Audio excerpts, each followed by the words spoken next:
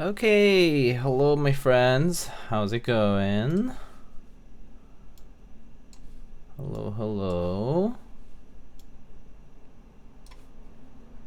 Let's see. Let's see who is here. William, hello, yo. Shonies, hi. Captain Mal, hi, hi. Drew, yo, what's up? Conan, hi. Jedi Butts, late stream? Is it late? It's 8:30 here. It's not too late, is it? I just had work, and then I went to, you know, I had dinner, and then I prepped for a stream, and here I am. Not too late, right? I hear hi. Hello. Kim, hi, how are you? Crispy Senpai, hi. Scumble, hello. First time, long time? Oh, hi. Welcome. Welcome, welcome. Well, I hope it's a good first time and you stay here for a long time. I hear ask, have you seen the Acme Jane V3? What's the AKME Jane V3? I'm sorry, I must not be up to date with stuffs. What's that? It's a special AU edition? Oh, cool. So Australian Keyboard Mechanical Expo? Mechanical Keyboards Expo? I don't know.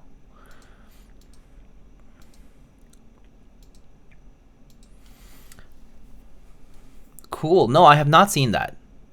That's neat. So now there's meetup boards? That's pretty cool. Shonies, what's up, Diego? How's your Wednesday? Well, my Wednesday was good. Well, it was good and bad in both ways. So it's been kind of cold here. So we got some snow over the weekend, and so it's remained cold. So that snow eventually turned into ice. And guess who was going to work this morning and tripped on ice?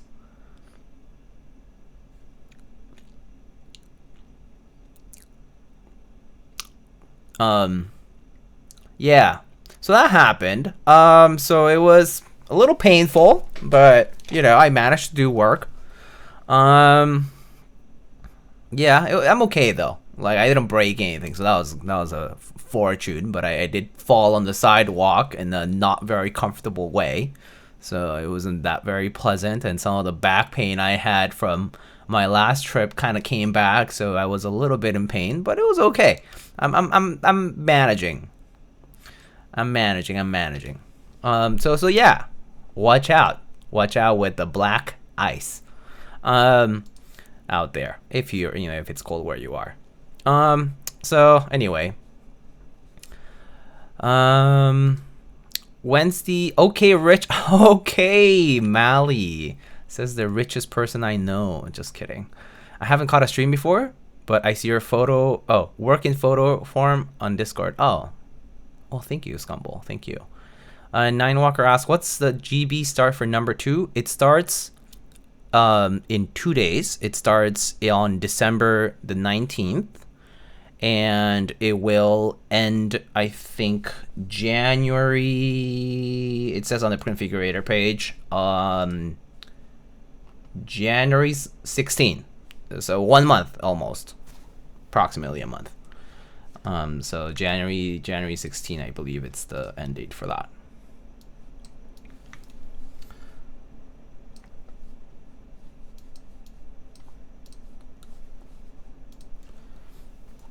Oh, Teflon. Hey.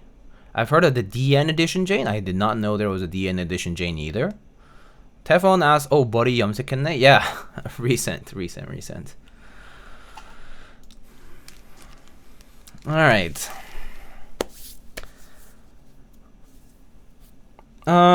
So tonight we are building the number 2. It's finally back in multiple different anodized forms. I would say this is the first kind of I would say this is the first comeback of the number 2 TKL in a while, outside of the raw versions, if I recall correctly. I actually don't remember when was the last time that we had number 2 TKL releases in anodized form. There were some that were sold, like the silver and blue waves was one of them, and then there are some of the coated ones, if I recall correctly.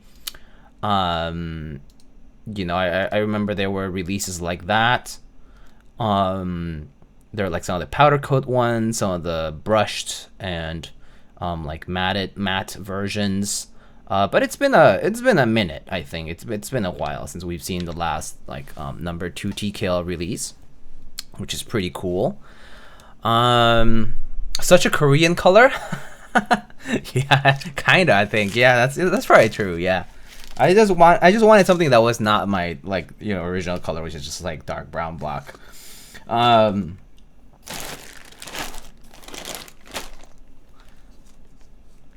So this one is a silver, and for the first time since the very first release, the polished stainless steel makes a comeback. Whoa, static. Hello. Okay. the ESD from this is shocking my USB devices.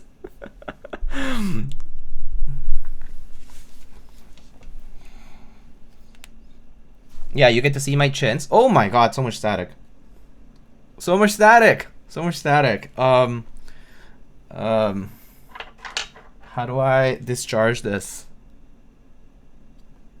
Okay, there. That discharged some of it, I think. Okay. So this is the first time we are seeing the stainless steel. I know my cables are a mess up there. So the original release of the number 2, like back in, what was it, 2000 and what was it, 2018 maybe, I think that was the first release of the number 2. I think that's right. Yes, so 2019 was the first release of the number 2. The first colorways that released back then were the contemporary red and silver. So that was silver top and red anodized bottom. And then there was the silver and stainless steel. So this board is modeled after the Happy Hacking Keyboard Professional HG. And so it is modeled to have this mirror steel bottom like it did on the Happy Hacking Keyboard, right? So this is the first time we're seeing stainless steel in terms of a non-commissioned version that's a polished version of that.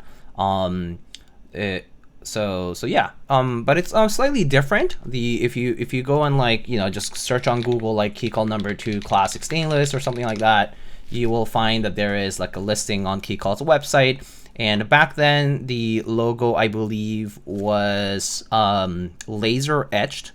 In this particular case, we have a logo that has its outline laser engraved. So this one's permanent. In the original version, because it was etched like with laser, it technically could come off over time, but I don't think any of them have. I know people who still have their classic stainless and are in active use, and they've been all right. That said, as all mirror steel pieces go, they are pretty heavy fingerprint magnets. So yes, they will gather fingerprints, and yes, they will micro scratch. Yes, they will macro scratch. So yeah, you'll just have to deal with it, and it's fine. They're meant to be used, so Okay, so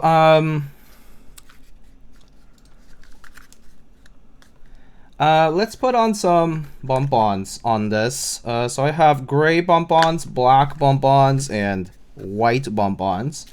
Alternately, I also have a different bottom in aluminum.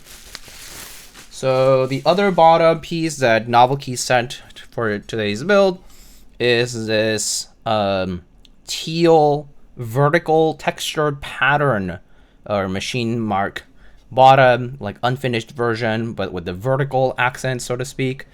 So if you kind of look up close, it's the Keycult logo sort of like engraved like that, and then you have, it's hard to explain, but it's kind of like circles, and then they overlap, creating bands at these specific portions. So that's why you see the vertical lines, which is pretty cool. So depending on where you are with the light, you will see sort of different patterns, but it's pretty cool. It's pretty cool.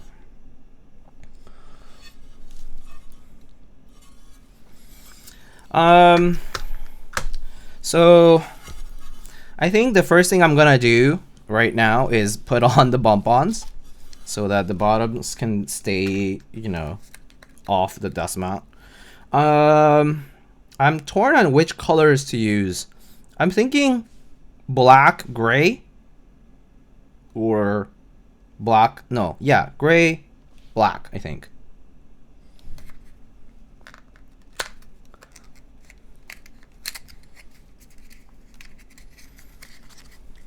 I don't think the white ones really fit. Yeah, I think gray, black. Actually, well, gray works here too, though. Yeah, let's do gray. Gray on the teal, black on the stainless. Gray on stainless? Ah, oh, damn it. You really think it should be gray on stainless? I mean, it works great on both, but I don't have two pairs of gray. You know?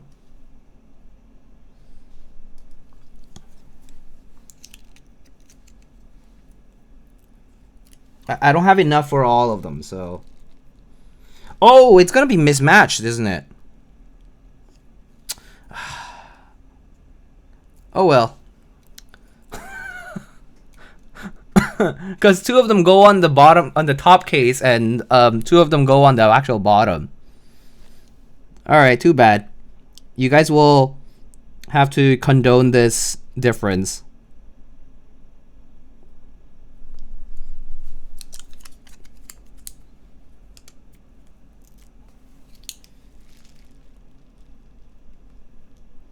If I had 6 gray ones, that would have been perfect, but no foresight for that, so too bad. Suck it up.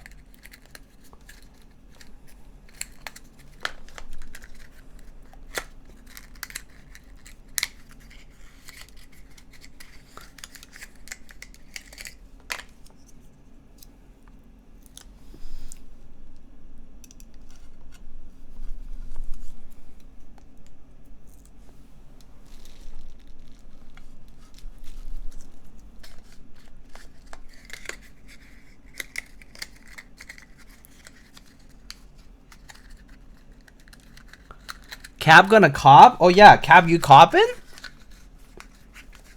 I thought you were done. I thought you were effectively retired, Kupo. The gray does blend with the stainless though, yes.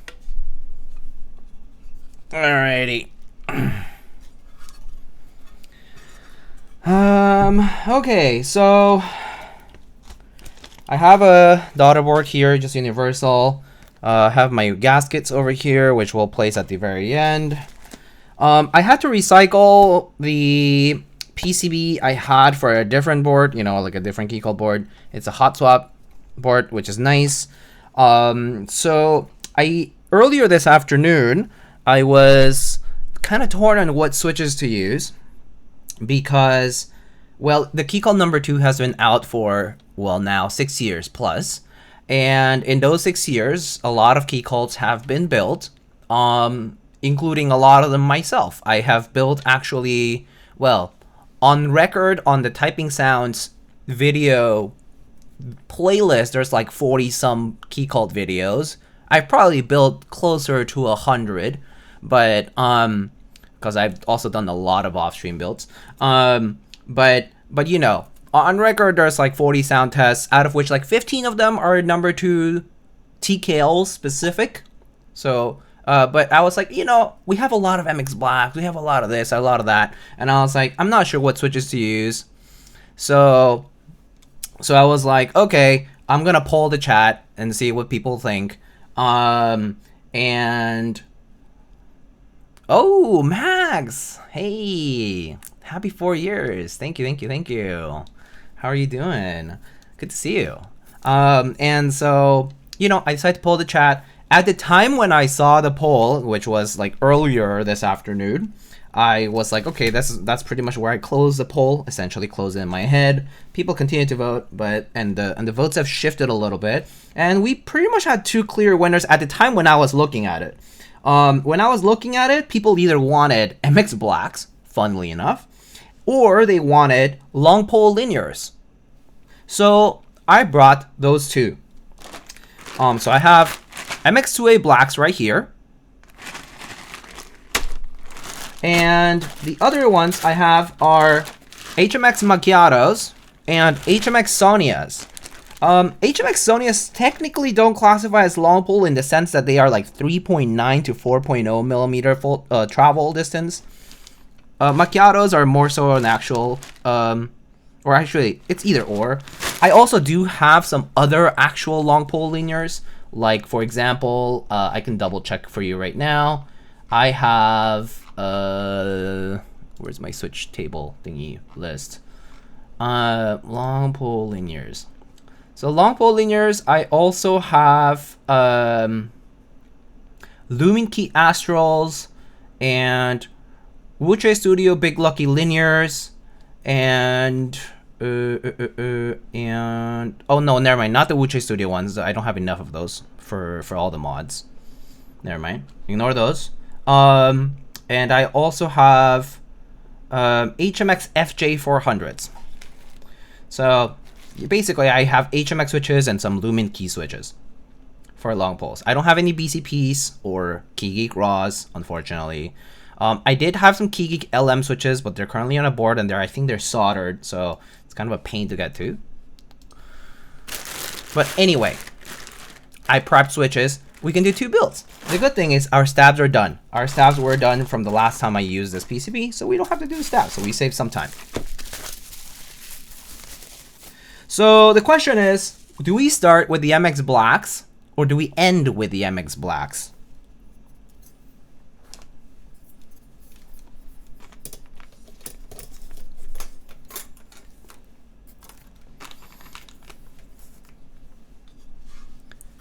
Yes, thank you. That's a very concise and beautiful answer. I knew to expect this. I'm gonna scream start end so they stay in the board. Save the best for last. C.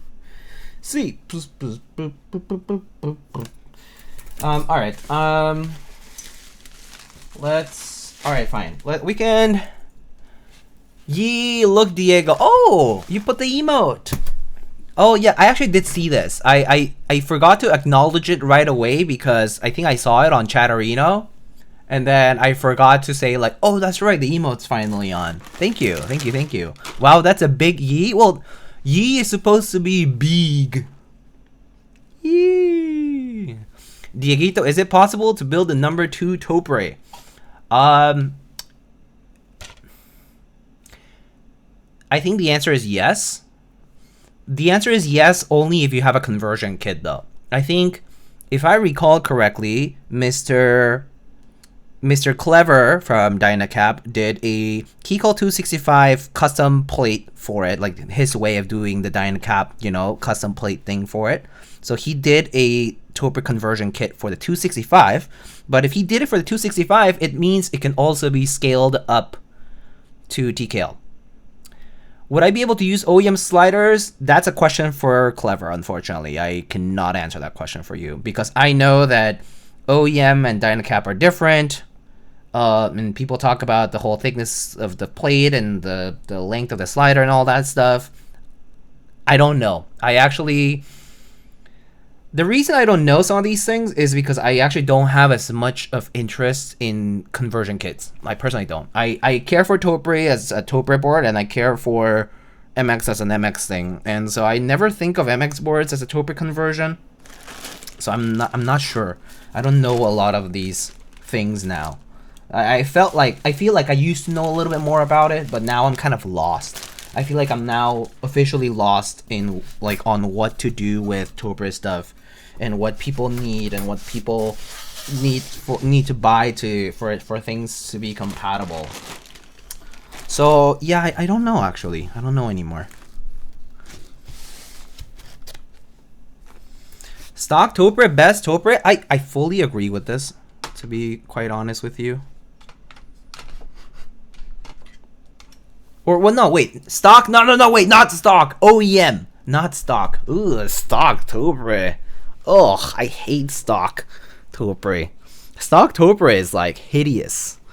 It's so bad. It's so rattly. Like stock HHKB Pro 2 or RF or Leopold, like the older ones. Ugh. The stabs are so rattly. Ugh. Gross.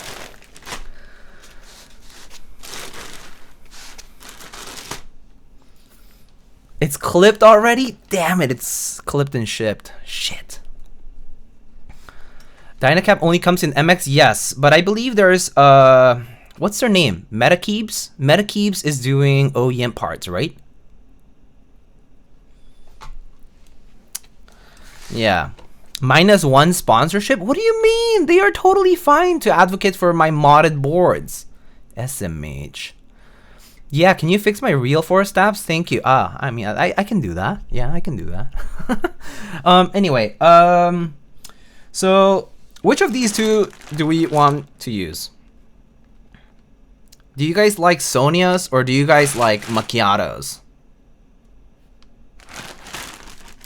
It doesn't really matter to me. They're both HMX switches. Sonia's are a bit different, I heard. I heard that they're a little, like, have a little scratch and they're like just diff. I think these are more proper long pole E. Roll dice, it's okay. I'm just going with the Macchiatos.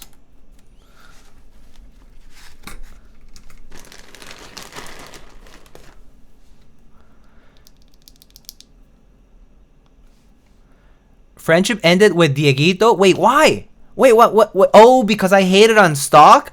Dude. I don't know, you guys. I found the resurgence in Topre has been interesting in many ways to me, because it's the same way people go crazy over the idea of old GMK. People also go crazy over the idea of a fully stock OEM Topre board. Similar thing. Like they're like, it's unmodded, untouched by a filthy hand out there.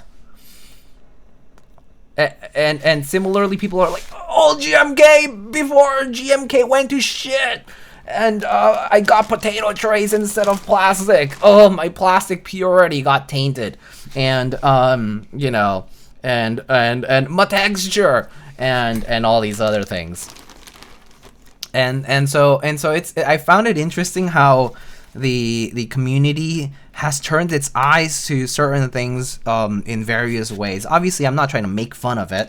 I actually respect it because I think some of these things are valid.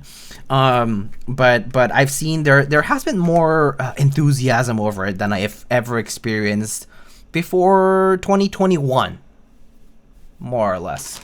So like in, you know, my first half of my hobby journey, because I've been in the hobby for about 9. Oh shit, I forgot my anniversary for the hobby. Or did I? I don't remember if I did or I forgot. Doesn't matter. But I've been in the hobby for 9 years and like 2 weeks ish. You know, in the first 5 years that I've been in the hobby, I feel like I didn't experience or at least see that as much. You know, older GMK sets didn't go for a crazy number. Some of them were rare, sure. There were some that were kind of more treasured. I remember when 9009 round 1 was like a $300 key set. And Ski Data was also like a $300 key set. And then things reran and things have evolved and we have had a lot more key sets. But I also remember the times I got, you know, stock Pro 2s or Pro 1s for like $150, you know. Obviously you have to look for those because unfortunately looking for Topre is kind of like looking for, it's like looking for vintage keyboards. So you have to like scour like eBay and secondhand marketplaces and all that stuff. So it varies, right? But yeah, I found all these changes kind of interesting over the years. I do sort of feel like I personally can't value OEM Topre in the sense, or sorry, OEM Topre in completely stock form because the old versions of the boards were just not that great stock, in my opinion. Like the stabs honestly really do suck. You do have to like mod those to make them sound good. So I never liked them. But if you buy a stock HHKB now, or a Real Force R2, R3 now, is it R4 now? R3? Is it R4? R4 just released? Forget. But that one, funny looking MX Black streamer guy, you want to update my build command? Thank you, mod. Thank you, Janny. You can update it to building with HMX Macchiatos. Factory lubed with 50 what gram? 50 gram springs. Thank you.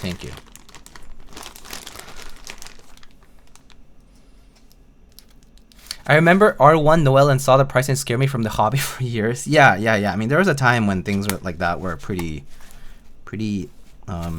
expensive. Wob ridges, which is funny. Okay, Drua talks about wob ridges, but old wob also has the ridges, by the way. The ridges are there because it's part of the double shotting.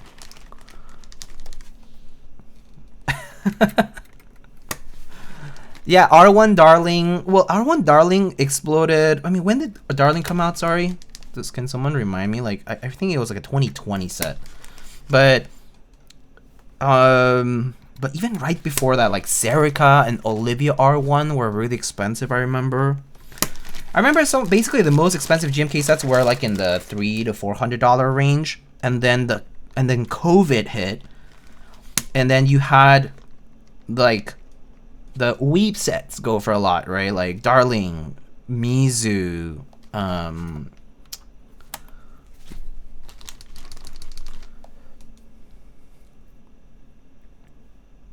oh, thank you, Drew. What'd you say about Wob? I was saying that old Wob also has ridges. Like maybe the texture or the lighting makes it like different in visual means, but you can see the ridges in other Wob too. Yeah. You remember this, right? We talked about this. We talked about old Wob versus new Wob, and old Wob also has ridges. Actually, in fact, all GMK has the ridges that you're talking about. Yeah, OG Cherry Wob with ridges too, yeah. It just depends on the wear and the top texture. The lighting hitting it as well. It's like all kinds of funny. Darling ran in January 2020 and fulfilled in late 2021. Hearing that sentence is kind of crazy because it literally took 2 years, and there are sets that took even longer, I think.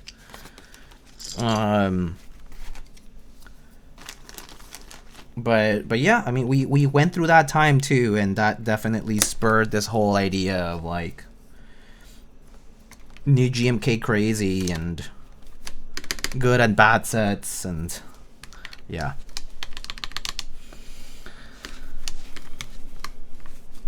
Oh, these stabs feel kind of funny.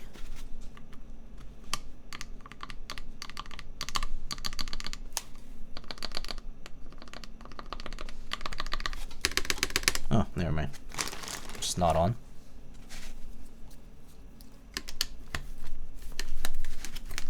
Oh, is it?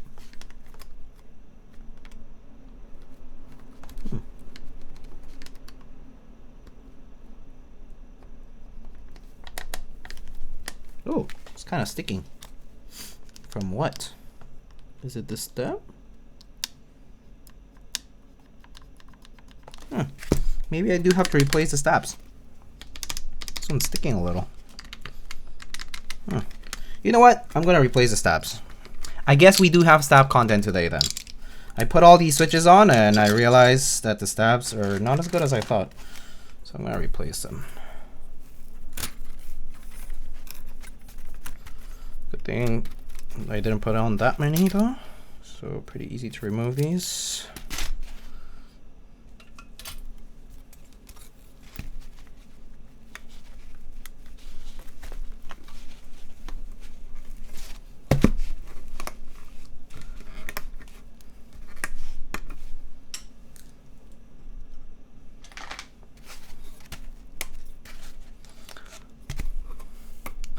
Diego, does the mid-piece color matter? Does it show? No, it does not matter. It will not show. The top piece goes all the way around, Mr. Kupo, and the bottom piece essentially covers the rest.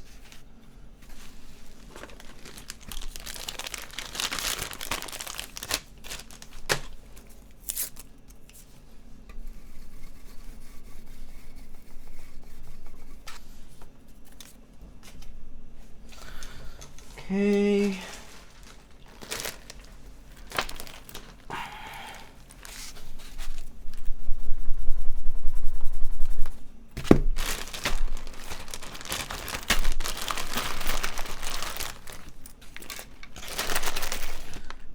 Put some cherry clip-ins instead. 1, 2, 1, 2, 3, 4, 5, 6, let's see, 1, 2,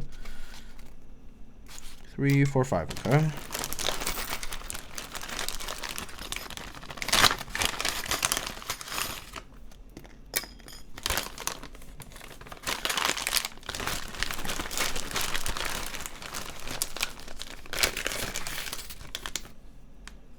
Diego, you got Handerbrite Atlas space bars laying around? I don't think so, no.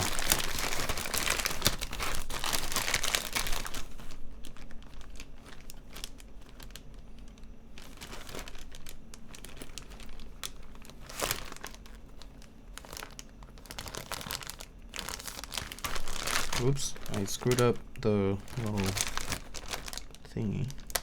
Oh, there.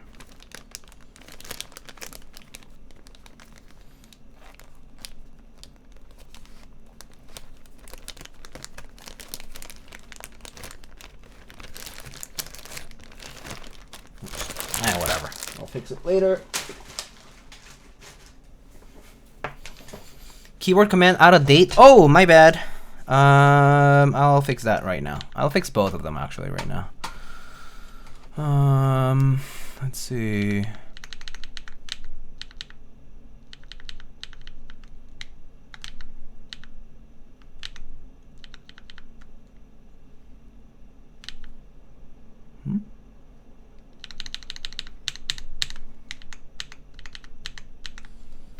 Okay.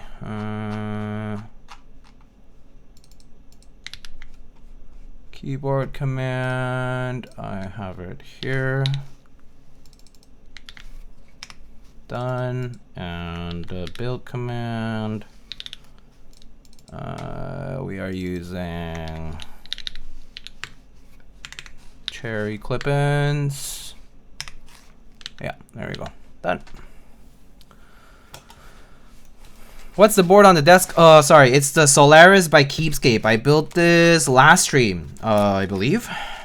It's pretty nice. A nice 60% with top and O-ring mount. Pretty good. Frankly, you know, I don't think, have I built that many 60s this year? I'm not sure if it's that many, but at least among the boards that I've built this year, it's pretty good. And it's on sale right now, which is nice.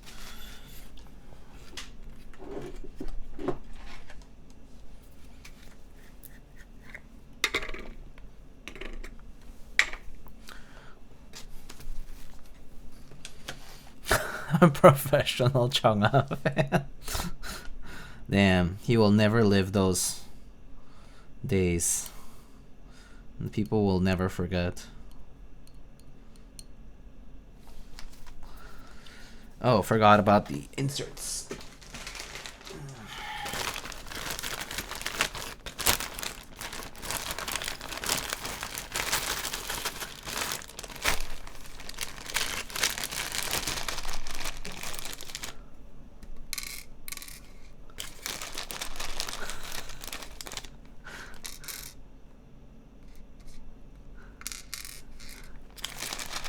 Mason, hi, thanks for the 53. I've been trying to figure out what switches Iron Mouse uses. Are you able to tell by sound?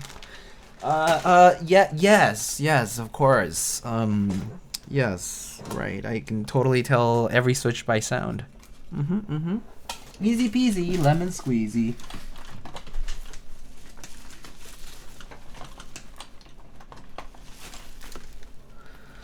Iron Mouse uses MX Blacks? That's right. Lubed and filmed MX Blacks with a spring swap, ideally between 60 to 65 gram, but I think it's 62 gram, the best weight ever. And I'm pretty sure it has to be medium length, like TX mediums.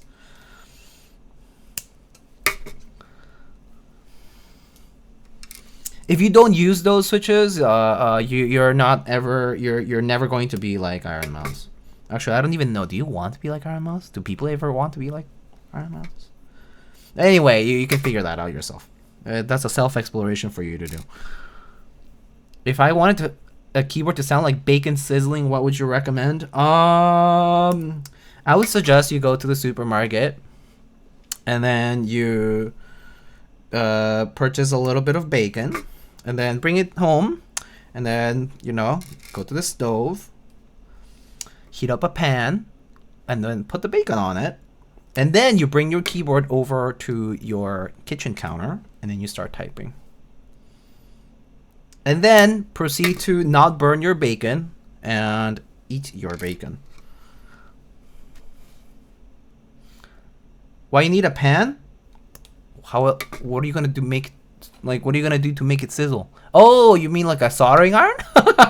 That's crazy. Oven bacon denier? I mean, you can use an oven, but ovens take so long to heat up compared to a pan. You can just use a small pan. But ovens take longer. We're talking about efficiency over here, my friends.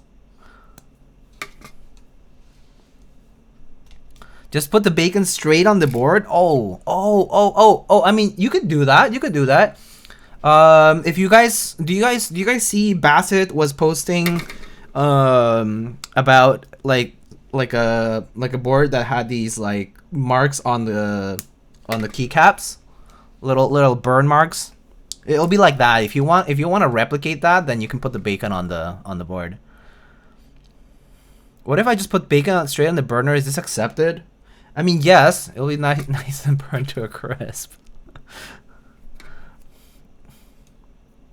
Get a board out of carbon steel and use induction on it.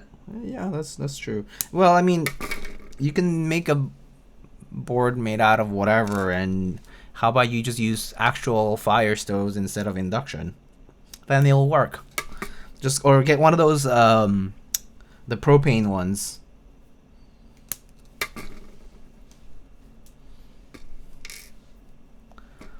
Stainless steel too, efficiency. Yeah, steel works. Gas pretty inefficient, you feel? I mean, kind of true, yeah. A proper induction cooker stove will heat up, or like will heat things up really quickly, yeah. You can also try typing on the George Foreman grill. I see our chat has some solid recs. Our chat knows. Our chat cooks. Not my chat. Our chat.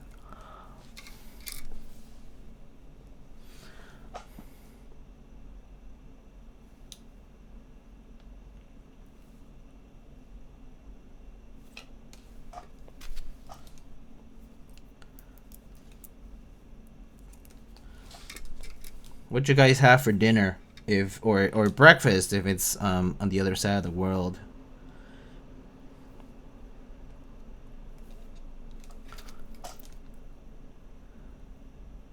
Food is live channel do be popping off. I haven't posted there in a minute, huh? I just made some soup yesterday, and had leftovers. So I just had leftovers. Had some soup, some rice, a few other veggies and other things. But the soup itself had a bunch of other stuff. Had like some pork belly, tofu, potato, onions, squash.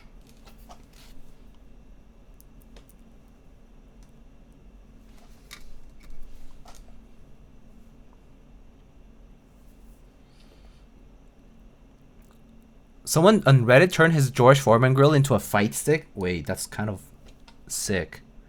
Oh, I need to see this link. Hold on.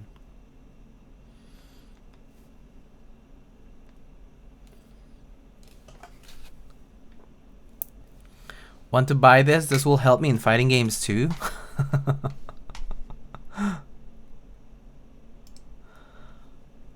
Oh my god.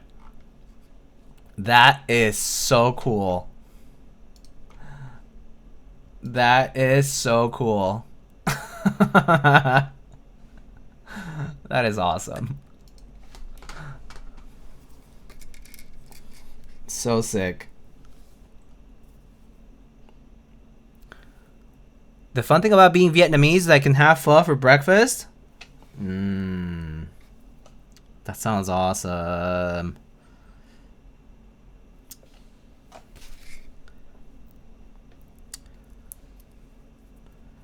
Sounds so yummy. Although, now that you mentioned pho, I'm kind of craving a bún bò Huế.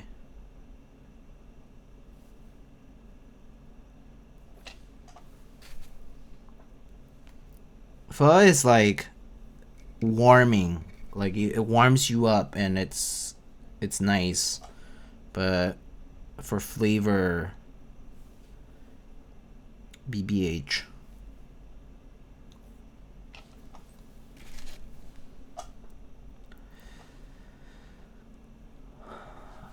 Pho bò or pho cá? Oh,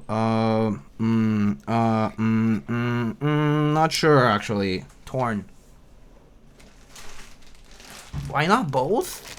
Do I have to choose one? I mean, I guess it just depends on my mood. It just depends on my mood. I don't have a strong preference. My choice, like, every time I eat, like, every time I eat anything with meat, sometimes it's just a mood. Sometimes I'm just like, I'm not having, like, chicken today. Like, chicken's the weaker one sometimes, and sometimes it just slaps, you know? So, yeah, I don't know, it depends. Beef is, yeah, more flavor, but sometimes chicken can be so good, like, clean, and chicken sometimes absorbs the flavor from other things really well. I think that's where chicken can shine, is that it absorbs and plays with other flavors well, whereas beef is a little bit less so. Beef is a little bit more it has more inertia to other flavoring. So it provides flavor, but it doesn't take up as much as some other meats do.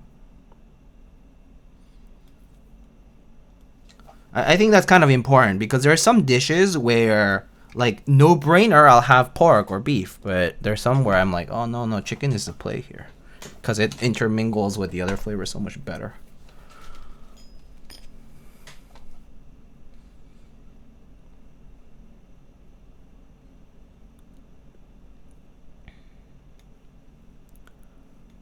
You have more cravings than a pregnant woman, Drew. Damn. Dude, Dastardly thinks we're a good panini right now. A good panini sounds nice. Haven't had a good panini in a bit, I think. I don't think so, yeah. I had a really banging focaccia like last weekend. Went out to meet some friends, and we went to an Italian restaurant, and they had this like cast iron done like focaccia, and it was like so good with this like tomato sauce. Ooh.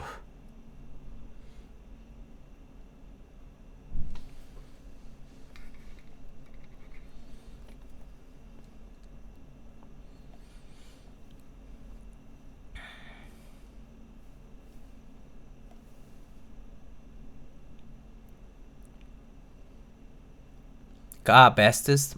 Fair take. Chicken noodle soup is best when you're sick. Also good. Yeah, also fair take. Grok, what's the difference between panini and a melt? What was the answer to that? How do gluten intolerant people even exist? Bleak existence. It is a bummer. Yes. It is a bummer to have gluten intolerance. Technically a misnomer. Sorry. It's a misnomer to call it an allergy. It's more so an intolerance.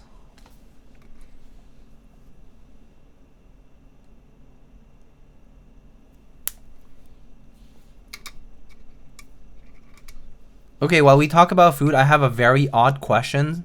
Is a hot dog a sandwich? What do we define a sandwich to be? Because I mean, isn't this the whole cube rule bullshit? The whole cube rule bullshit where it's like, do you define sandwich as having something in between two pieces like this and it has to be open on all sides? Or is the requisite of a is that a requisite of the sandwich? Does it have to be exposed? Like, does the filling have to be exposed on all sides? Or yeah, because you have like subs and other things where they don't cut it fully. They cut it almost all the way.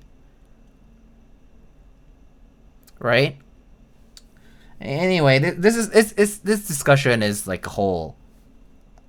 It's a whole thing, right? But it's just a bunch of bullshit anyway, because I think you can just call a hot dog a fucking hot dog and a sandwich a sandwich, and if you can't do that, then you know, you probably don't know what either of them actually are. Just call it a fucking hot dog. Just call it a fucking sandwich.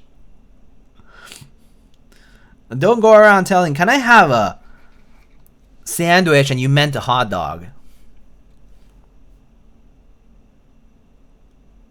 Right? Saying hot dog is a sandwich, saying that if my grandmother had wheels, she would be a bike. Wow. Damn. Sheesh. Hot diddly dog. Yeah, you got the dog in you? I got the dog in me.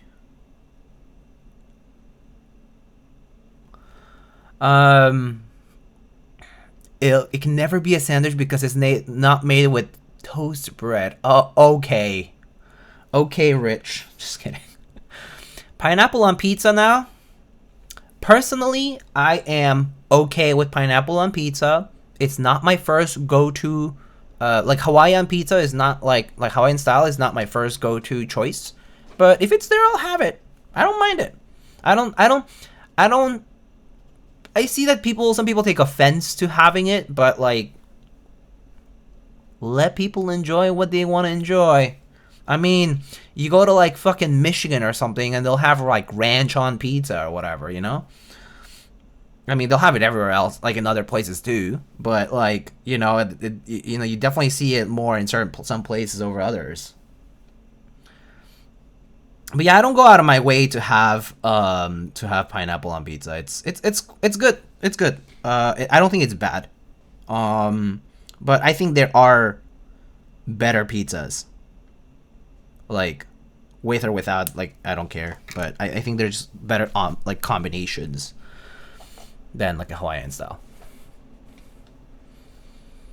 Costco hot dog, my god, those are good. Those are good.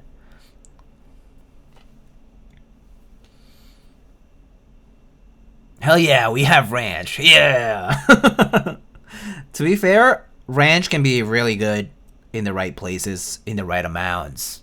I think the problem with ranch, at least to me, is that ranch is kind of on the potent side of things when it comes to being a dressing or being like a sauce form of like additive, I guess. And it can be a little overpowering if you're not careful enough with it. I think like, you know, like in some cases though, like when you like combine it with like spicy food or like other like very flavory food, ranch can be like an interesting combo.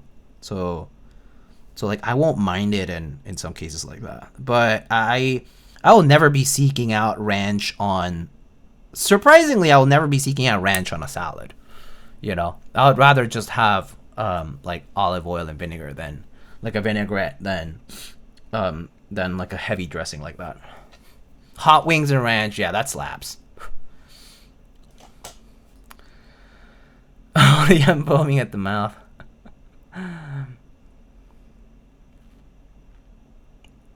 For context, yes, I know this. The stereotypical American white bread, or quote toast, has its own aisle in the German supermarket away from no cooties from the actual bread, by the way. Real bread versus fake bread.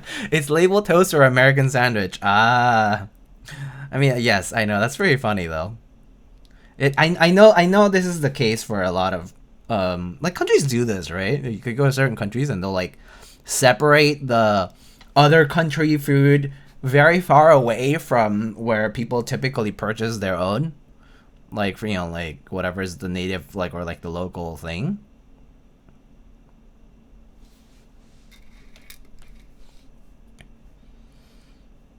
So I only call things sandwich that have the typical American white bread. Oh, huh. That's kind of an interesting perspective, yeah. So you would say that sandwich is like an American thing? So what do you call other forms of bread? What happens if it's an actual bread with a, like, you know, with like stuff inside, like, or in between pieces? Like, what do you call that? Do you just call it bread and this? Is that not a sandwich anymore? Or do you have like your specific, I'm assuming, I guess in Germany maybe there's have specific names for them.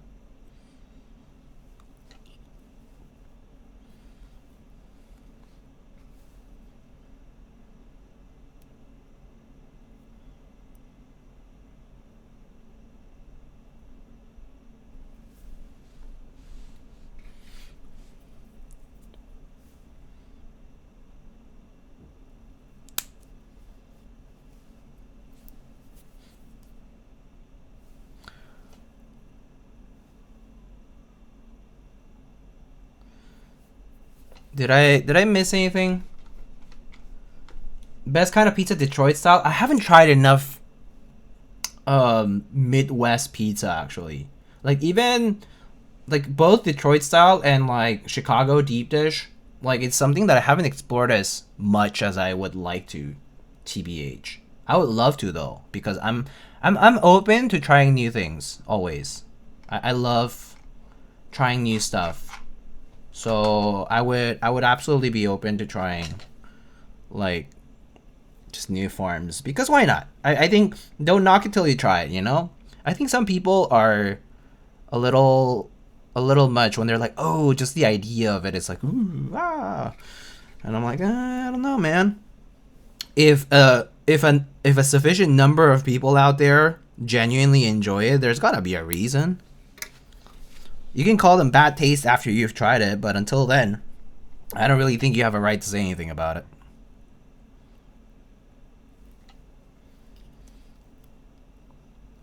Do you like 22mm spring length, Diego? I think I personally stay between 15 and like 18, but it doesn't bother me if it's a longer spring as much, but I personally don't reach out for it. I've had switches with them, like people who put the really, really long springs in them, and it really makes it like very makes the return very snappy, and it's all good.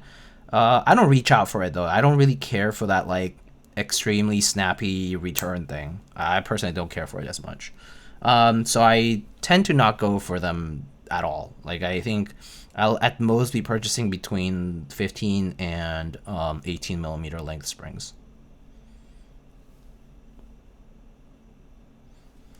15 and 18? Yeah, I think that's right. I think medium is 15 and 18 is like, for example, like I think the Swacky springs, like the chewy ones, I think those are 18. I forget. I think that might be right, but I might be misremembering as well. You just say, I'm just eating bread, and it's implied there's some shiz on it. Oh, okay. Okay. That's a lot more normal answer than I actually expected. I expected it to be more specific to the thing you're having. Chewy 17.5. Oh, okay. God forbid I missed it by half a mil. Okay, though. This Detroit style is bestest is a happy medium between New York and Chicago style. Oh, okay. I like that idea, actually. Because I've tried Chicago style, like, twice. And it's good. But it is very, very big. Okay. Detroit style kind of sounds like, you know, my alley. It sounds pretty good. I mean, well, it sounds like I would enjoy it, I think. It's all about the toppings, though. Although cheese slice is okay, too. Sake springs I just got from Bora are 17.5. How snappy are 18? Snappy enough, right, guys? Do you guys think 18 is snappy enough? I think it's okay. It won't be like change your life snappy, yeah, for sure. Not allowed to be wrong. Oh, God forbid. I was just trying to be informative. No, I know. I'm just messing. Detroit style is Sicilian grandma style coated. Oh, okay. Thank you. That gives me a lot. That gives me the image. Okay. That's really helpful. Okay. Oh yeah. Okay, then I like it. I like that. Perfect. That's perfect. That's pretty good.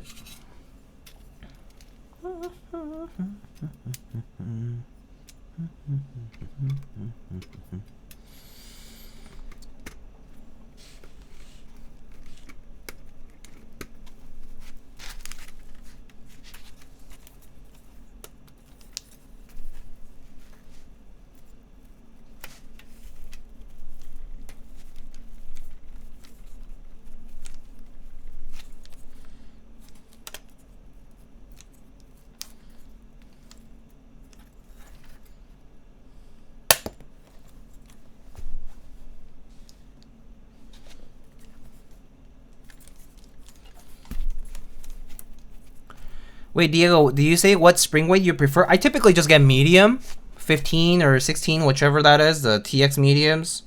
I typically just get those. And then recently I've been getting the chewy springs, the Swackies ones. Those are nice too. Those I've enjoyed a lot too. But I'll typically just go with something more standard. Weight? Oh, weight, my bad. Weight, I usually do between 60 and 65 for most things, and sometimes if I go with the longer lengths, I'll do like 55, 57.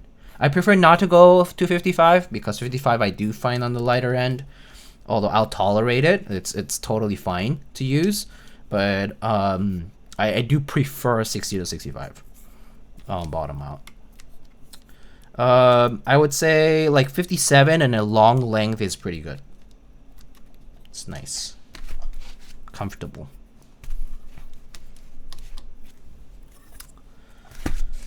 Mine is 50 to 58. Oh, pretty light. Well, that's fine though.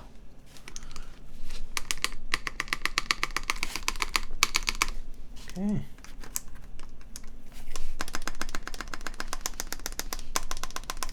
These springs are, these switches are so light. These HMX switches. I always find them so late. I feel like HMX switches might be better with heavier springs. Not gonna lie.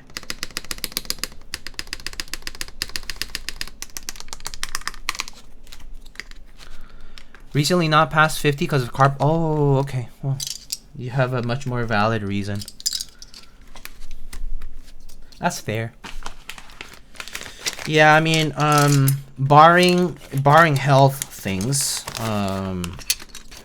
yeah, I tend to not go super light because I feel like I make more mistakes and I actuate them by accident a lot more. Do you feel any binding yet?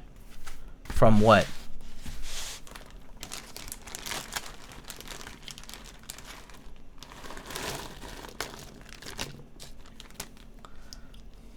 RM7U on WinKey Monka? Oh, yeah, I'm doing 7U because I had 7U wires, so I just went with it. The switches on the HMX switches binding? No. Why would they bind? Do they typically bind over time or with use, or what's the deal? Macchiatos are pretty tight. They seem okay.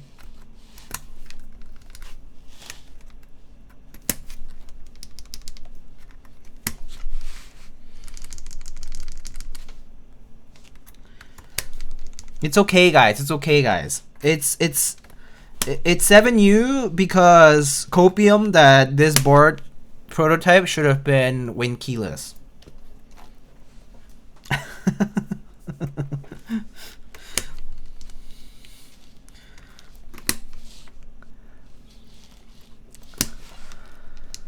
What about HHKB? Oh, I mean, if you have, if it's MX HHKB, like, I mean, there's 6U and 7U, right? I guess it depends on your, you know, top housing or top, yeah, top case housing. If it's WinKey, I only use 15U. Wow, that's extremely based. When is the 260 coming? I did talk to Mike about that. Mike did say that he hopes that the number 2 TKL will do well, and depending on how things go, they can launch more projects like the 260 and other things. So yeah, but you know, leaks. What leaks?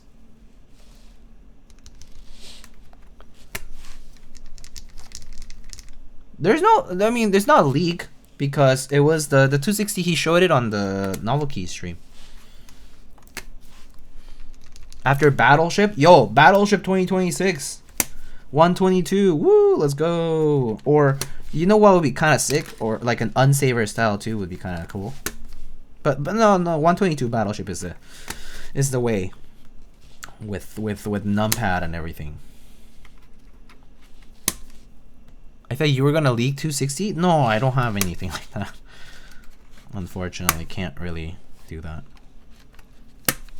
Okay, I'm gonna have to use 2 other switches because I only have 84 of the Macchiatos here. So I'm just gonna put them on the 2 on the corner. It's just 2 I think Sunset Gleams, I think I have here. Didn't have enough Macchiatos for WinKey.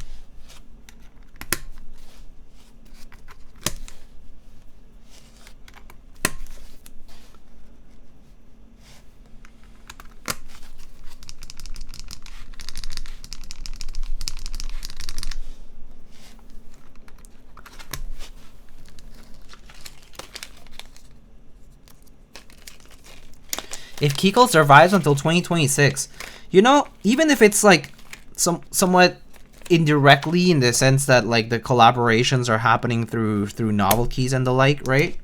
I can appreciate that we still have Keycult products being released. I mean, I mean, let's talk about brands that don't release things anymore. There's a lot. There's a lot of them. There's a lot of brands that don't release new stuff. Like, they don't exist anymore. Which is sad, but there's you know. But like, I can appreciate the fact that Keycult still has stuff going on. You know, after all these years, it's I guess in terms of you know, like a keyboard designing company, right? It's one of the longer running ones now. It's one of the longer running, you know, designers and companies, I guess, which is pretty cool. And you know, it's the same with Sam with Yutzi, right? Like Yutzi and TGR, right? Like he started like in 2000 and what is this? 15? 14? 14? 15? And you know, like you know, it might not be directly him now, but he runs things through the vendors and through collaborations and things like that. I think it's nice. Like it's still happening, you know. Like sure, some people might be like, but it's not new and not innovative and blah blah blah blah blah blah blah. You know, lots of qualms, lots of complaints, but I mean, it's either that or nothing, right?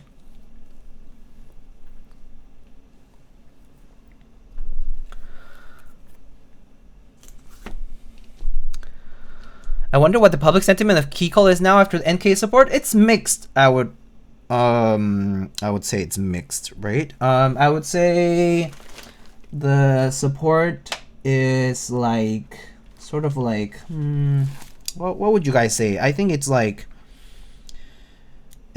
there's people who are like, if it's not Keycult releasing it themselves and doing it themselves, the NovelKeys releases are diluting the brand, right?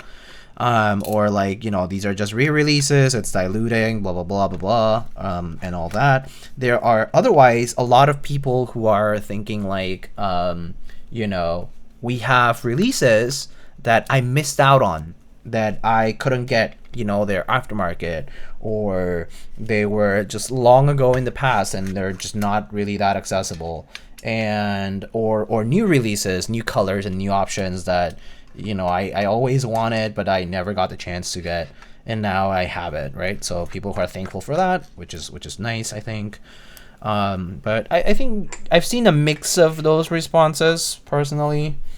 And I think it's you know, generally I think it's a good thing that there's just more releases. Like I never would say that, you know, we should not have these, because I think they're awesome. But you know, I think people's perspective on this does seem to vary. Sounds similar to TGR ME boards. Yeah, same idea, same concept. I mean, it's because people have a predisposition to think of like certain renowned brands to have to adhere to, like, you know, that specific image, and so anything outside of that kind of dilutes it in their point of view, right? So yeah, it's that.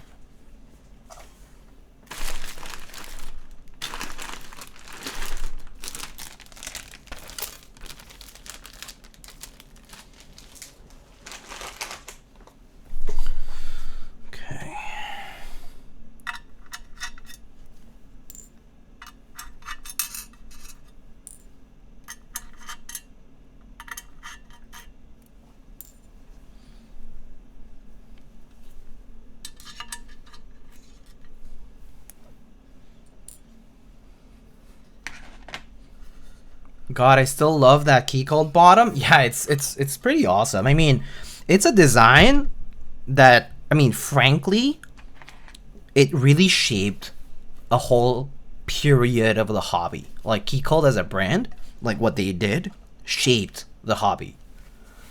Gasket mount with the strips, this like 3-part design kind of stuff going on, like hidden screws. All that stuff really did change the way we kind of like see and design boards, right? So yeah, I appreciate what they've done.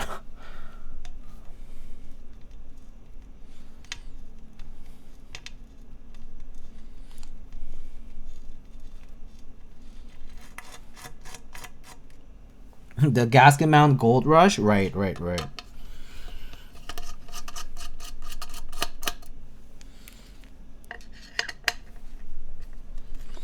Were leaf spring plates a thing before Wilbur did it on the number 2 plate? It was not Wilbur. Well, so it's a few people did it around the same time. I would say the first instance I remember seeing it was Tom Berry did it at the same time. So around the same time, Tom Berry, the designer of GMK Carbon, did a modification of the CA66 plate, like plate, to have like leaf spring like elements, and also Wilbur was doing the leaf spring like design on the thermal. The thermal plate also had those leaf spring like elements. And these things happened around the same time, like in 2018, I think that's right. I forget what the timing is, but yeah. And then you know, Wilbur joined, well not joined, but you know, collaborated with Keycult and participating to make the, you know, to I guess to design PCBs for the boards. And one of the ideas that later kind of came up was like, oh, why don't you make the plates like that? And so leaf spring plates on the number 2s and whatnot, like on the Keycult, you know, boards overall were kind of like a mesh of, you know, those ideas.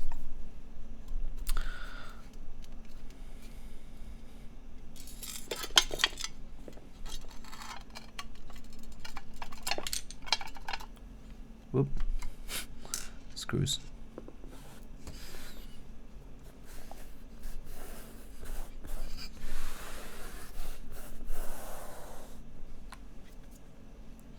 One, two, three, four, five, six, seven, eight. 1, 2, 3, 4, 5, 6, 7, 8. I'm missing. Am I missing any? No, wait. 1, 2, 3, 4, 5, 6, 7, 8, 9. Did a screw? Oh, here.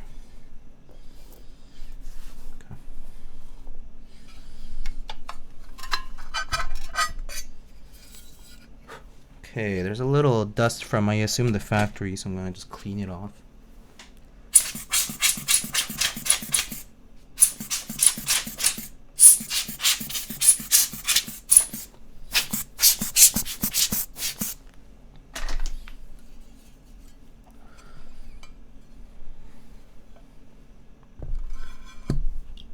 You keep in the Solaris? Yes. Yeah, for the time being, yes. Okay,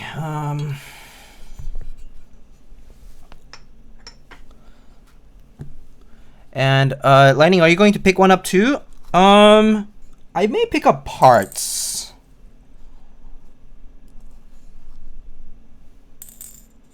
Just to, I have a number 2 in silver, so I may like, I'm actually gonna see if I can mix and match the bottom with the other one.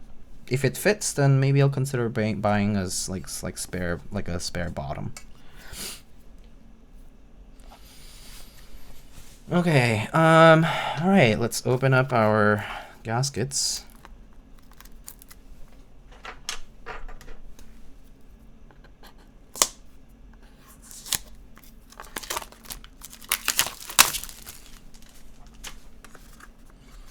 Six, seven.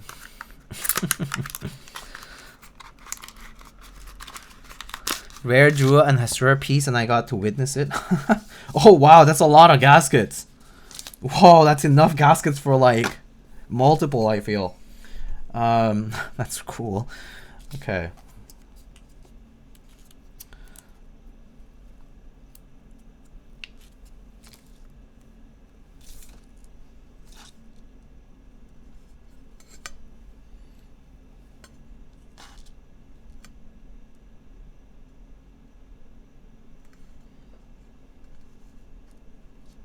Oh wait, is this different length?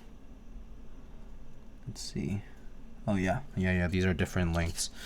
Slightly different, so these are slightly shorter here.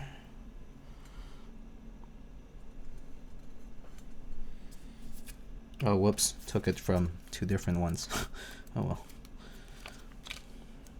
guess it doesn't matter because I have to do both sides.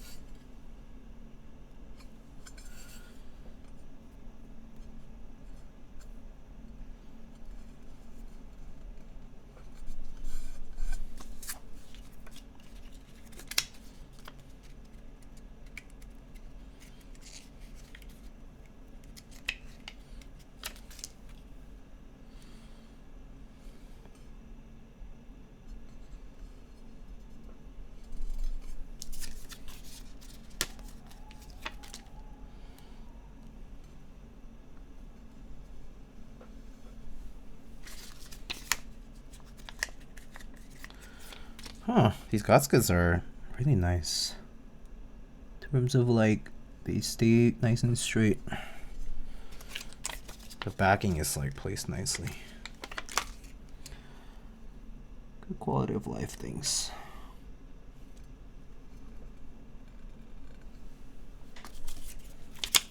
Okay,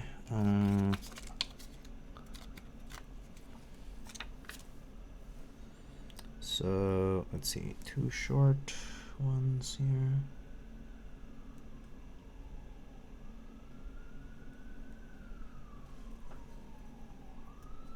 Wait, they're wrong length? No, that's the right length. Okay.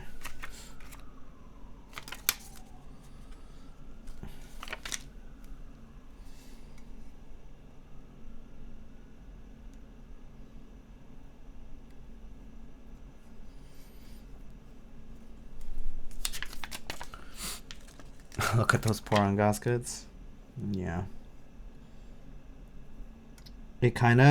It's funny, but building boards that require like placing them like this does kind of take me back to when people were like first using them, sort of.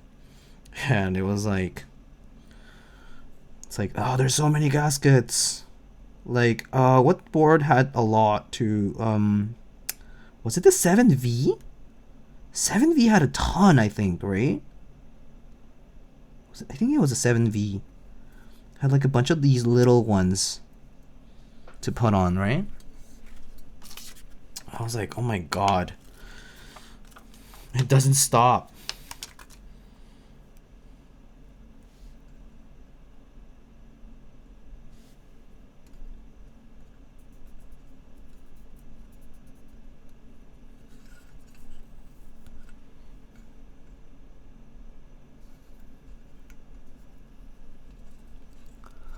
V had like 16, but if you applied on both sides, then it was 32. Oh my goodness. Wait, but I forget, but 7V was one side, right? It just hung on the bottom, right? It just stuck on the bottom, and then you just put the thing on, right? I think. I don't remember. It's been a while since I built one.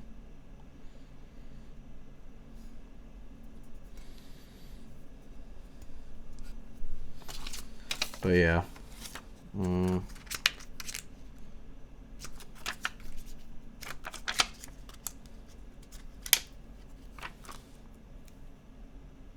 7V was bottom only, but some people did both because there was enough for both. Oh my god. Oh god. Wait, is this talking about yourself?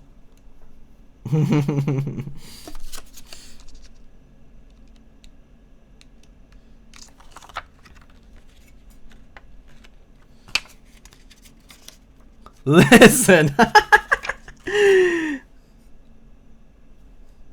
Some people. Okay. Okay. My friend. Yes. I understand. Asking for a friend. Wow, I got enough gaskets for like 2 more boards. That's nice.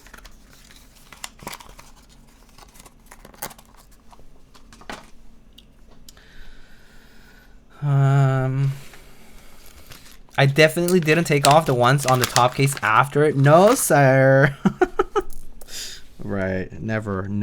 You would have never done that.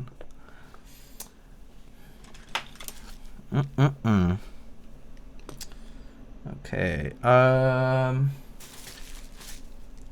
Where did I Oh, here.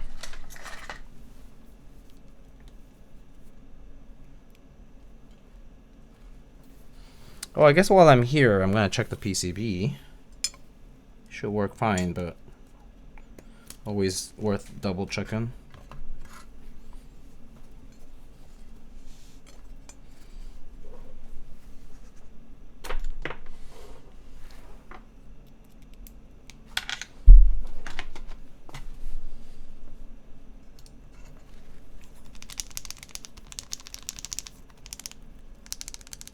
Okay, cool.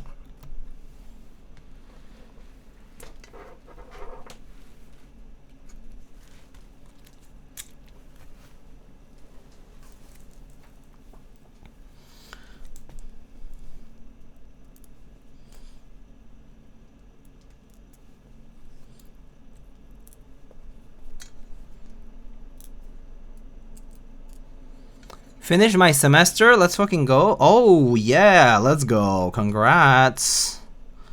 I hope you ended the semester strong. Congrats on being done for the semester.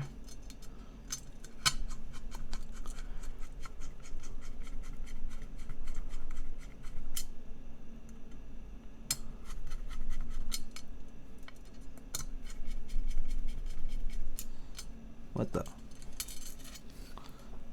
Hold on. Can't feel the taps on these.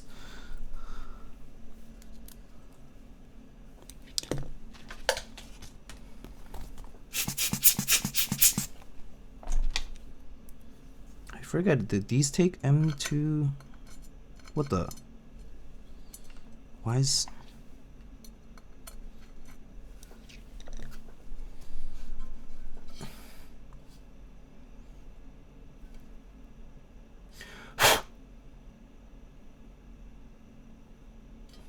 These are M2s, right? M2? Let me see.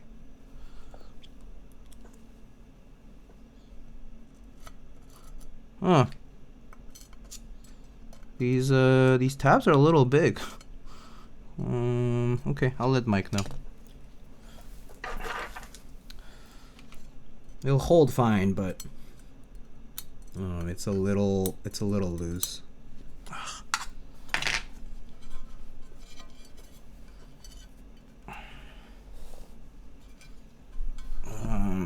Trying to write it down right now before I forget. Oh, oops.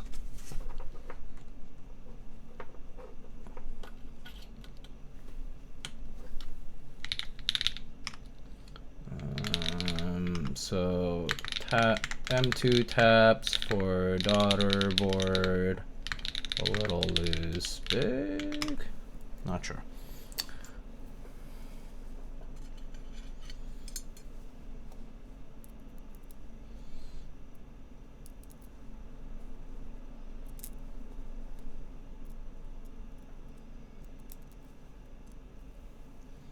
Is that Agar? No, it's Solaris from Keep.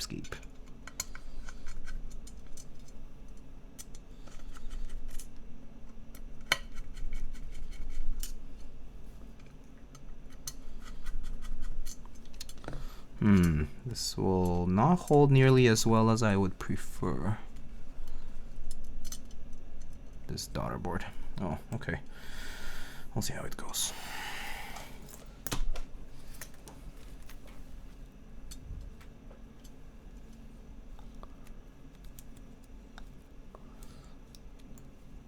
That Solaris sounds so nice. Yeah, I think it's pretty good. I like it on top mount personally, but yeah. These screws are not holding. These taps are too big. I wonder if an M2.5 would fit, but I don't think it fits through the...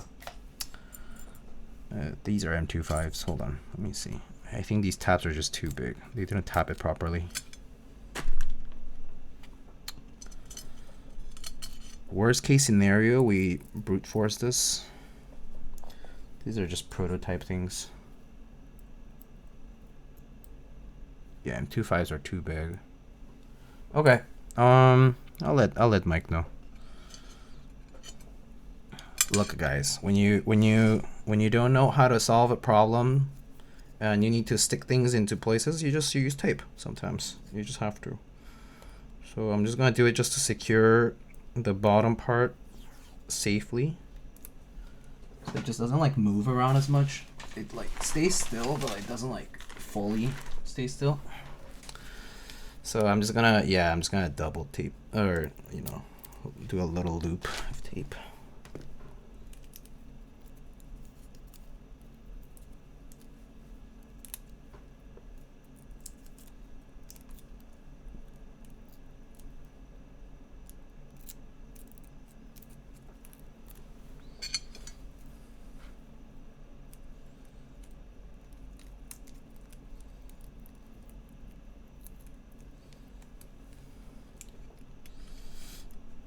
It's just a tiny daughter board, so it's really easy. Boom! And now it doesn't move. Yay. Maybe I'll leave the. Should I leave the screws out? Where did they go? Oh, here. Maybe I'll just put them to hold the corners down. Oh, actually, the tape kind of helped. In like leaving it down there. Okay, cool. That works perfectly. Sweet. Double-sided tape ish. All right. Nice. Stable.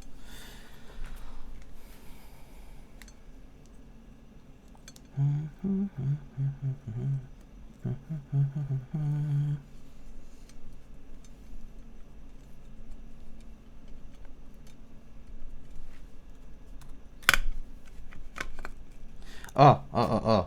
Can't forget those screws.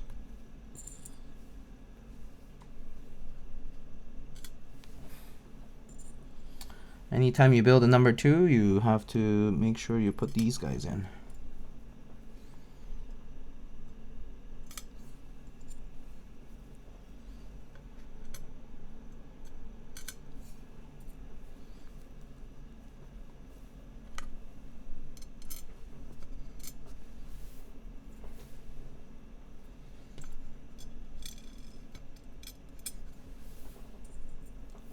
Some self tappers will do the trick. Yeah. I could tap it actually, but I don't have my taps like readily, like conveniently, like placed somewhere close. So I have to like go look for it, which I don't wanna do right now. Just feels like a lot of work to go looking. Okay, that's good enough, I think. All right. Look at that.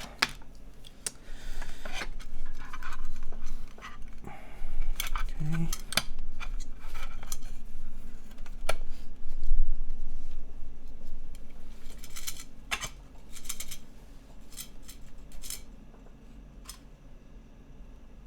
Just making sure that the screws went through.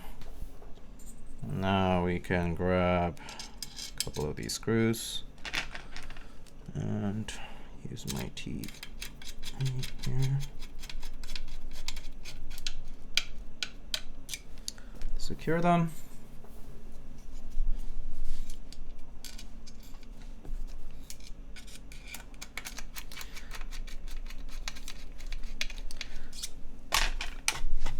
Okay, I enjoyed your long club remix. Skip. Getting around to catching up on Hubert's Keyboard podcast lately. Been enjoying having you on. Oh, really? Oh no, that's embarrassing. I don't know. I feel so self-conscious about the podcast. I'm not sure how listeners feel. Genuinely, like I don't consider myself as entertaining and such, so I always feel very self-conscious about being on the podcast. But I'm glad you enjoy it. That's all that matters. You're insightful and bring good vibes. Okay. If you think so, then I'm happy to hear it.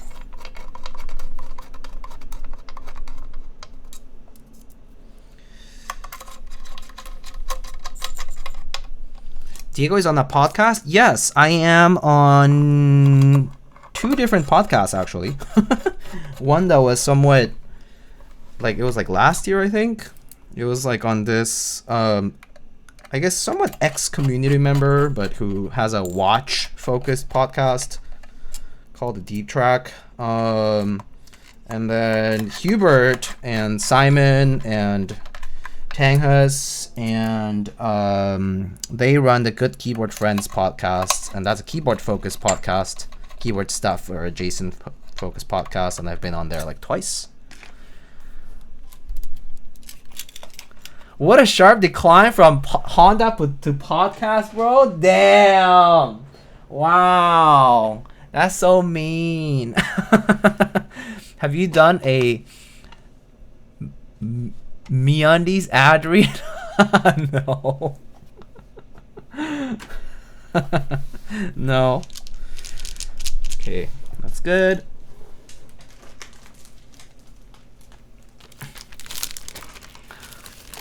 My PC still crashes and I don't know why. Oh no. I don't know why either. I don't know why. It doesn't even matter how hard you try.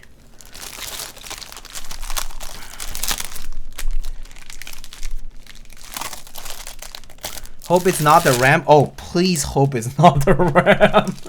It could be the mobile. It could be anything, but the RAM? God forbid.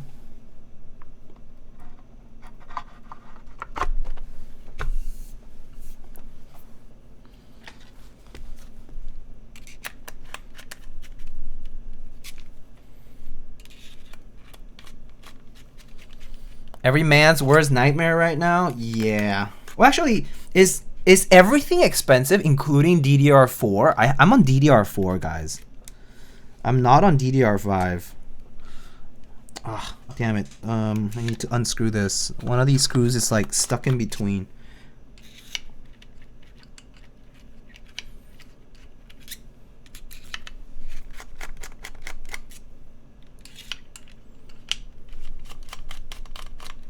Need to loosen it slightly.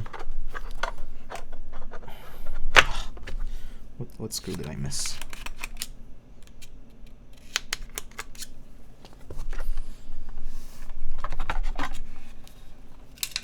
Come on, just come off.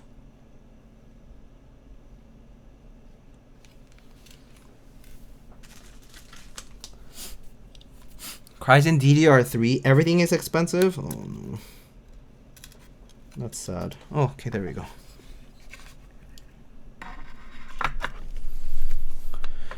DDR4 is not as bad.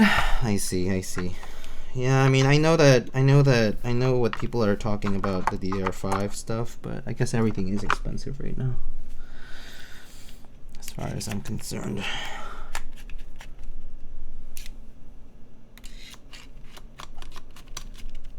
GPUs are going to be more expensive because of VRAM. Huh, I see.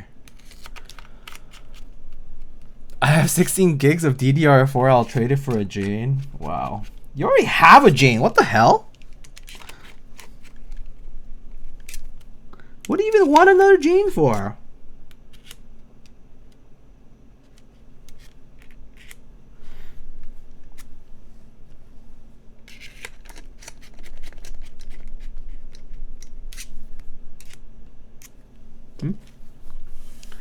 Where's that screw? I don't see it.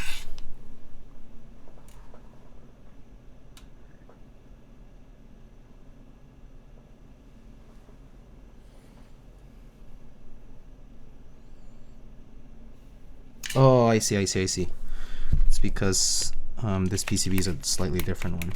Okay, that's fine. That's fine.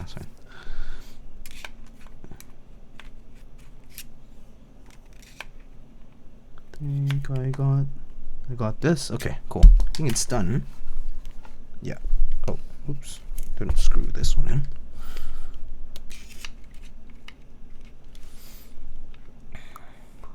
I got 48 gigs for like $100. Crazy times. Yeah, crazy times we live in now. Yeah. It's kind of crazy, yeah. What the? Did I? I need to re-tighten this. Didn't close it completely shut. Silver plate looking nice. Yes, yes, yes.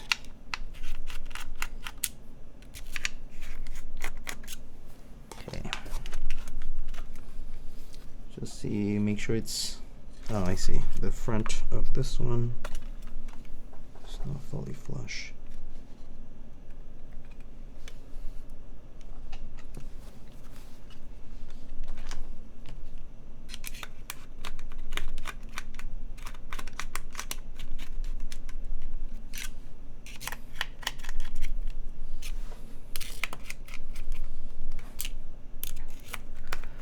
Can't wait to see the price of the next generation of tablets, phones, and laptops. Yeah, true. That's also going to be go up quite a bit, huh? Like, oh, I mean, pretty much every device that uses these components, right? Like, it's kind of insane when you think about it that way.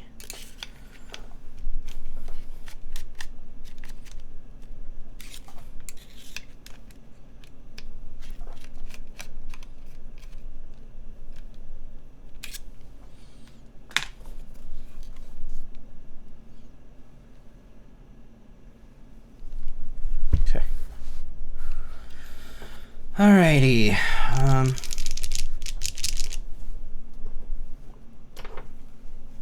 When my computer dies, I'll just live as a caveman. That's a good idea. Just you know, retire into that hermit life. Why not? Why not? Oonga boonga. Yes, yes, yes. Oh, wait, that's not the right cable.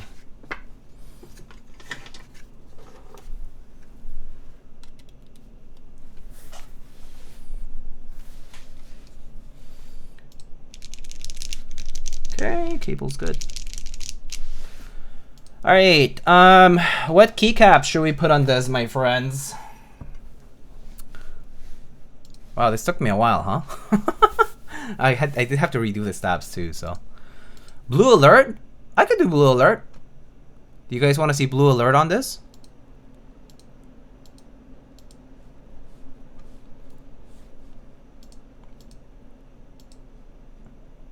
Yeah, I want to see Cherry MX Black. I'll get the Cherry MX Blacks. Don't worry. The rebuild. I'll do the rebuild after. It's okay. I'll get to the MX Blacks. Do not worry. Okay. I'll get blue alert. BRB.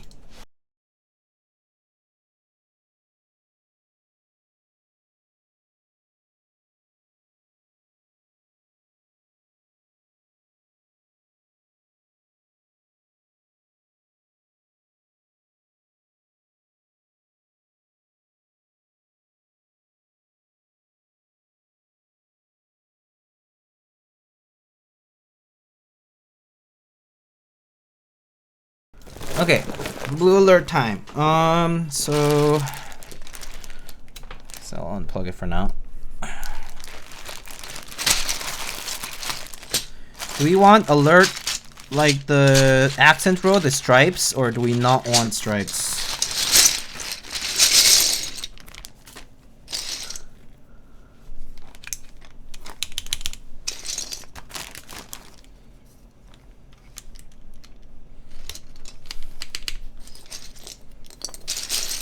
No stripe? Okay, no stripe. Alright, no stripe.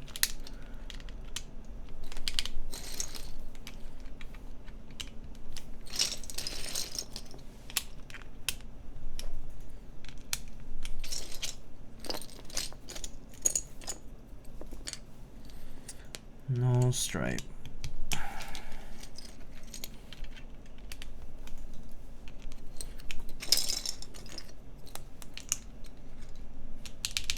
Stripe on nav cluster only.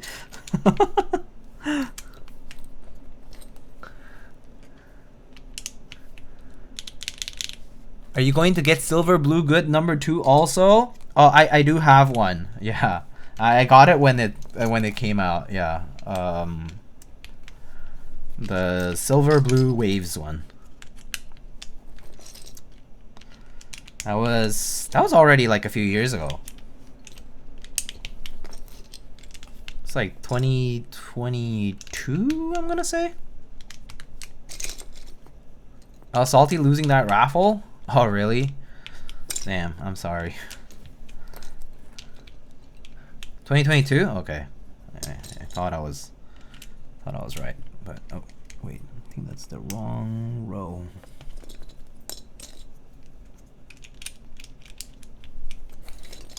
I have lost many raffles. Me too. Me too.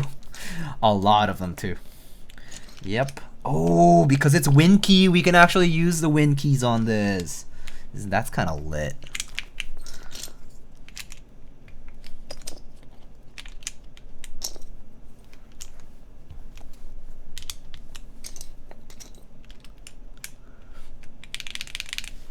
Rigged streamer clout, it's not your fault. Oh no.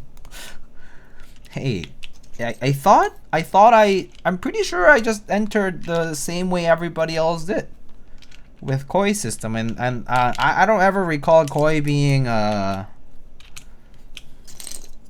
one way or the other.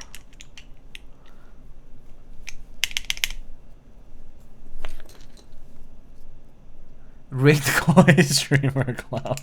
Yeah. Well, if it is, thanks, Koi, I guess.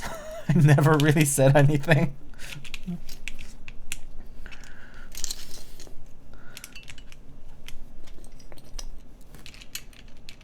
Streamer names get 3 times entries. That's crazy. The only Keycult raffle I've ever won was for a B-stock wrist rest. Oh, the wrist rest was cool. Also, yeah, NovelKeys also ran those. That was pretty nice.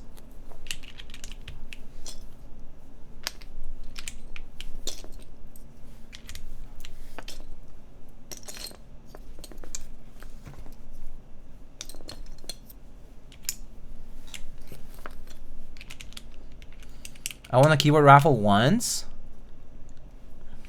You forgot Numro? No, I asked if people wanted the stripe, and people said no. The stripe is the Numro accents. We went with vanilla version.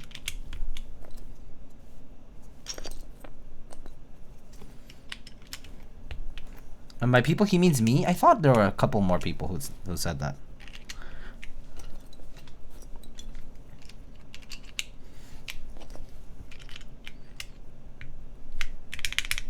No, it was just me. Oh, sorry. Too bad, I guess.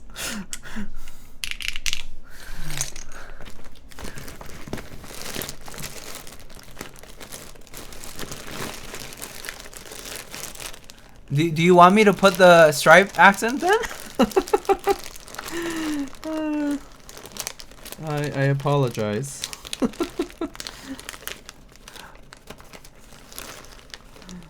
Oh.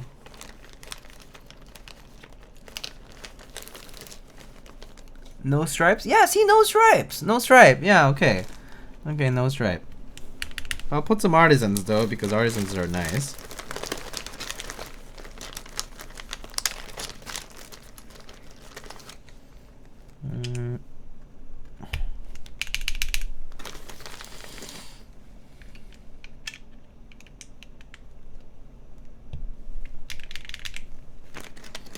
Adidas haters. I don't think I'm saying it's hating on Adidas, but you know.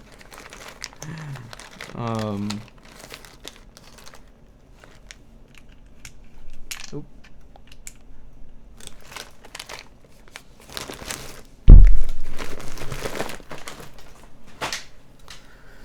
Okay. All right. We only hate on Cherry Love here. I don't hate Cherry Love. Who said I hate a Cherry Love? I think Cherry Love is a cool set.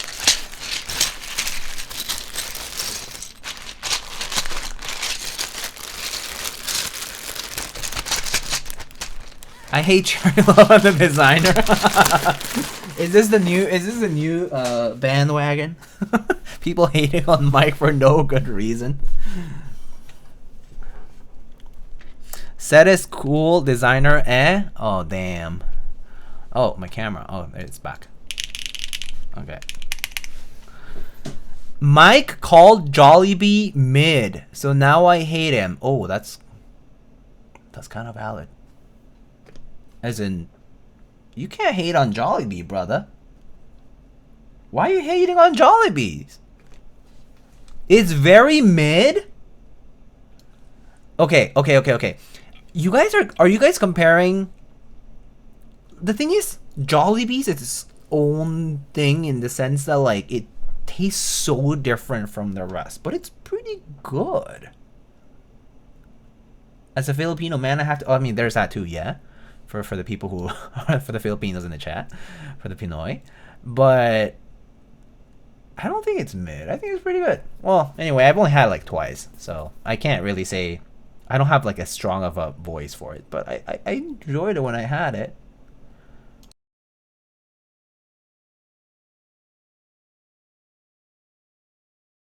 Yeah, there's some aggressive wording over here. People calling Jollibees mid. Jollibee. My bad. Not Jollibees, right? Okay. Let's oh, the camera moved all the way because I was messing around over here.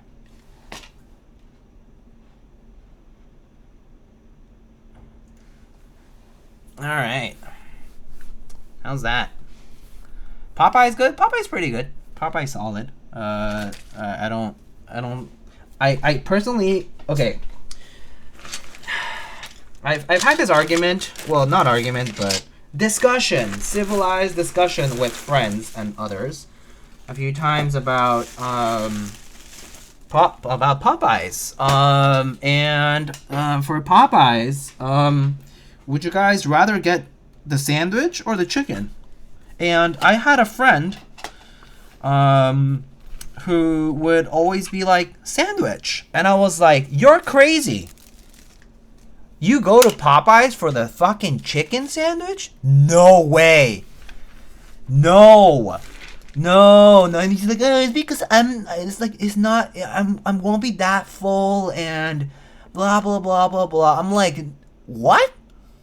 You're wasting your stomach to eat more bread than chicken?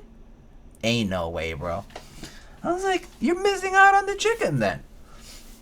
I mean, chicken's good, but you know, and you can still taste it. And it's all good, but I don't know. I feel like it's such a waste of stomach space to like have a fucking sandwich when you can have chicken. I don't get it. The chicken in the sandwich is huge. I mean, yeah, but still a waste. In my opinion. The pickles are overpowering in the sandwich. Yes, I agree. I also agree with that. Wholeheartedly. Thank you. There's several things about the sandwich that don't make it that good of a sandwich, in my opinion. And that the chicken is more enjoyable on its own. But here we are. Okay. Alright. Diego, do you have a bowl of rice when you go to all-you-can-eat barbecue KBBQ? Or nah? Blue Crayon, we fucking went to KBBQ together. You know what I ate. I had rice. What the fuck?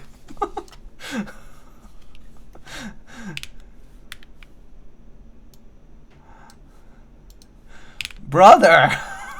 You already forgot. I see how it is. We're not having KBBQ again, I guess. All right. I see. Okay, let's try this out, everyone. Tonight we have the Keycult number 2 built. This is, I guess, the classic stainless version of it. I will flip it around and show you the stainless steel piece in a bit. And put a whole bunch of fingerprints on it. But right now we have it built with HMX Macchiato switches, except for these two. Ignore those two corner switches right here. These are sunset gleams. And yeah, so currently built on the aluminum full plate, and we have GMK Blue Alert on the board. So let's give it a try, and then we can switch over to MX Blacks after this. Okay. All right, let's go. Wait, is the audio good? I'm just double checking. Okay, I think it's good. Okay.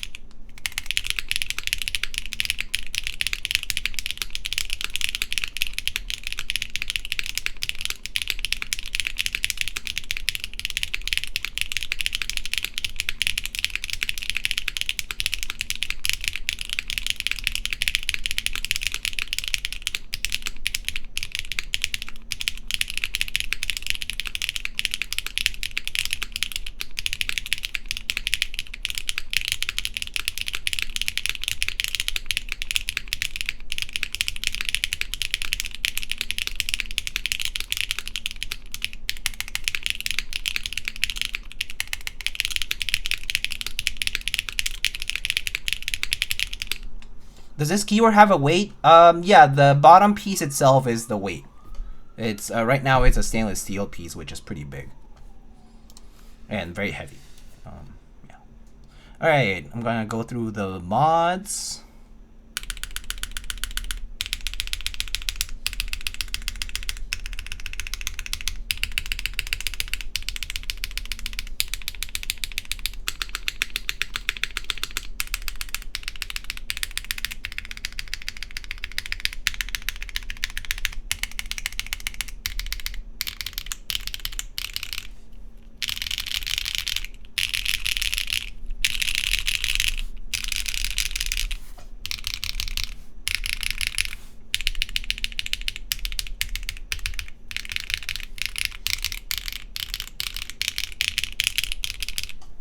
All right, there you have it.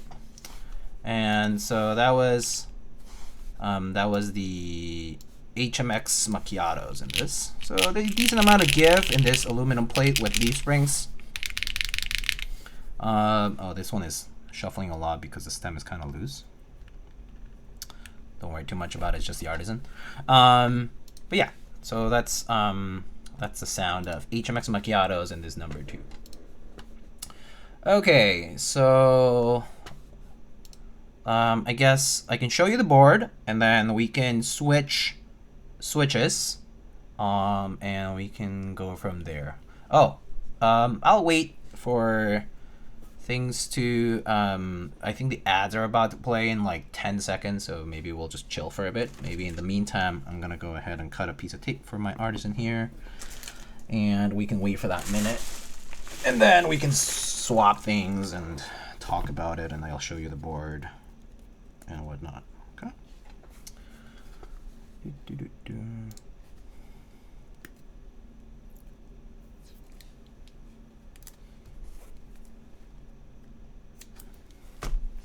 Glad I'm not the only one stuffing my artisans with tape. So it's not all of them. Some of them just have slightly looser stems relative to the switch. So it's a switch and artisan dependent, I found. Like some switches, like HMX switches, sometimes they kind of are loose.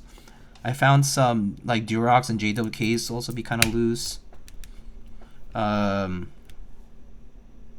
Yeah, so just kind of tightens it up a little bit.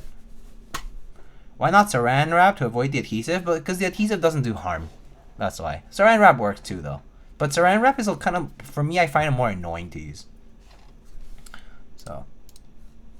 Okay, the ads are starting now, so we'll wait. For now, because I'll unplug it.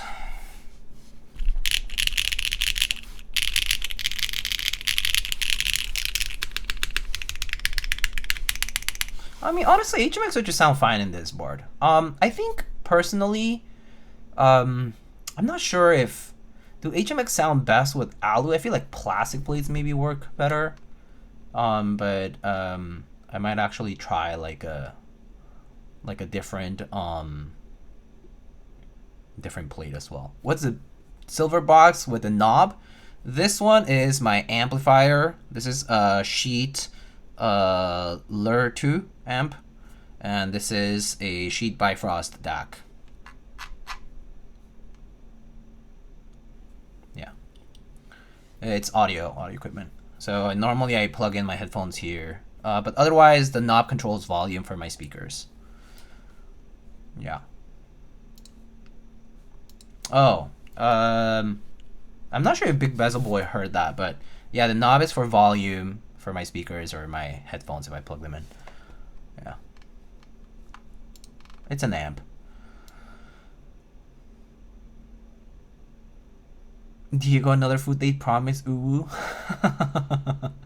Rice is part of the deal with KBBQ. It's different. I mean, I always have it because with KBBQ you also get soup and the egg, the steamed egg.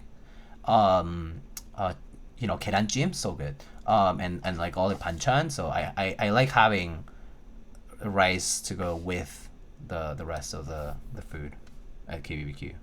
But yeah, the main feature of KBBQ is like the meats and stuff, for sure. Why is dime called dime? Something about Duro can explain this. It's something about the original emote ending with ME, and then it was after some other streamer or YouTuber or whatever, and then they made one for Nathan, and then they made one for me and for Alex, and so yeah, but they end with ME, but the first part is like after my name. Reserve the rice for doenjang jjigae. Ah, doenjang jjigae. Oh, I had doenjang jjigae for dinner today. It was really good. The thing that I was explaining earlier was doenjang jjigae. It's so yummy. I think I make a pretty good doenjang jjigae. All right, so let me show you the board though. Obviously a lot of fingerprints and stuff, but actually not bad. Definitely some fingerprints on the sides and whatnot, but this is what it looks like. If you hear a little screw dancing around in there, it's because the PCB I'm using is actually slightly different from the actual Keycult one, and so it doesn't have a hole for that part there. So I didn't screw one in. But do you add pork belly? Yes, I did. I did add. I had pork belly, tofu, onion, garlic, squash, zucchini, onion, yeah. Oh, I forgot mushroom. Oh no, I ran out of mushroom, never mind. But yeah, there's our stainless. And from the side, you don't see the bottom piece, just so you know, right? And this is from the back. Again, big amount of fingerprints. So that's what the board looks like though. Mirror finishes look great for 2 seconds and then never again. Correct. You're totally right. yeah, no, you're totally right. Okay, I'm gonna go ahead and I guess just take off the keycaps, and we're gonna put on some MX blacks on this. It's a hot swap, so it's gonna be a nice and easy swap in switches. And then we can try the other bottom as well. We can hear it with the stainless, and then we can hear it with the oh, that just came off. Okay. And then we can hear it with the alu bottom as well. Sorry if the stream is kind of long today. I was doing the poll and I was like noticing that people were choosing MX blacks anyway, despite there being like legitimately like, I don't know, like 50 sound tests probably out there that have Keycult number 2s with MX blacks and an aluminum plate. But I figured if people wanted MX blocks, and I do build with MX blocks, but I also can build one more choice because I did have this hot swap, hot swap PCB. It's fine. Nathan would still be moving stabs at this point. Damn. It is true that he did take a while.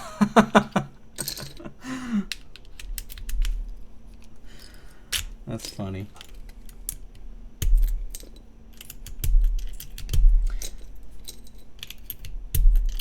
Actually, I do feel like in terms of builds, Alex does a pretty good job about staying on course, like in terms of building and talking and doing everything at a pretty good speed, I would say. Like he tends to end his streams at a like 2-hour mark, or a little, even sometimes even sooner. He's pretty quick about his builds. He does prep a little bit as well at times, I think, right? Like stabs and some other things. Lols wouldn't even have the board out yet. Okay, Ryan just he's a man of many stories to tell. And I mean, frankly, he also does live a pretty, I think, fun life and does a lot of things and has a lot of hobbies. A lot of cool stories. He's really funny. He'd be in the second stab right now. That's funny. Alright, so where are my MX blacks at? So I got some MX2A over here. Lubed and filmed. Spring swapped. Pretty nice. Where's my switch remover? So what I like doing for the cases where you have, it's like a full build already done, right? And then you're just swapping switches. I like doing like somewhat random number of them, like from random places, and then placing some of the replacements in those positions right away, so that those guys are gonna hold the PCB together, and then you can do the rest.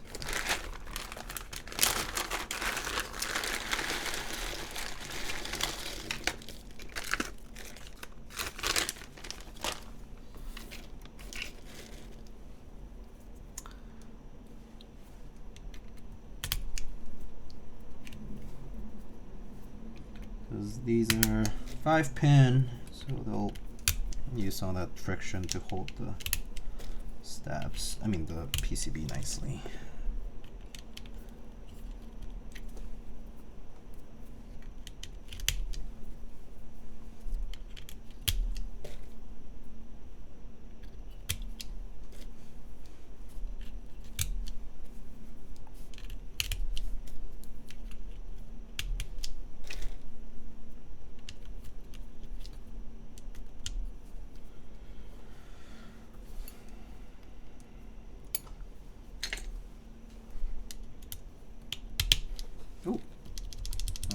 That felt like a bent pin.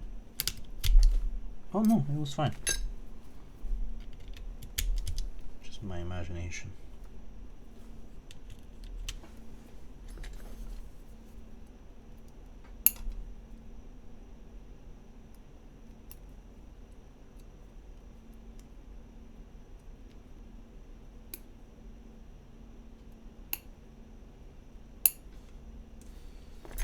All these have bent pins. I'm just gonna not bother.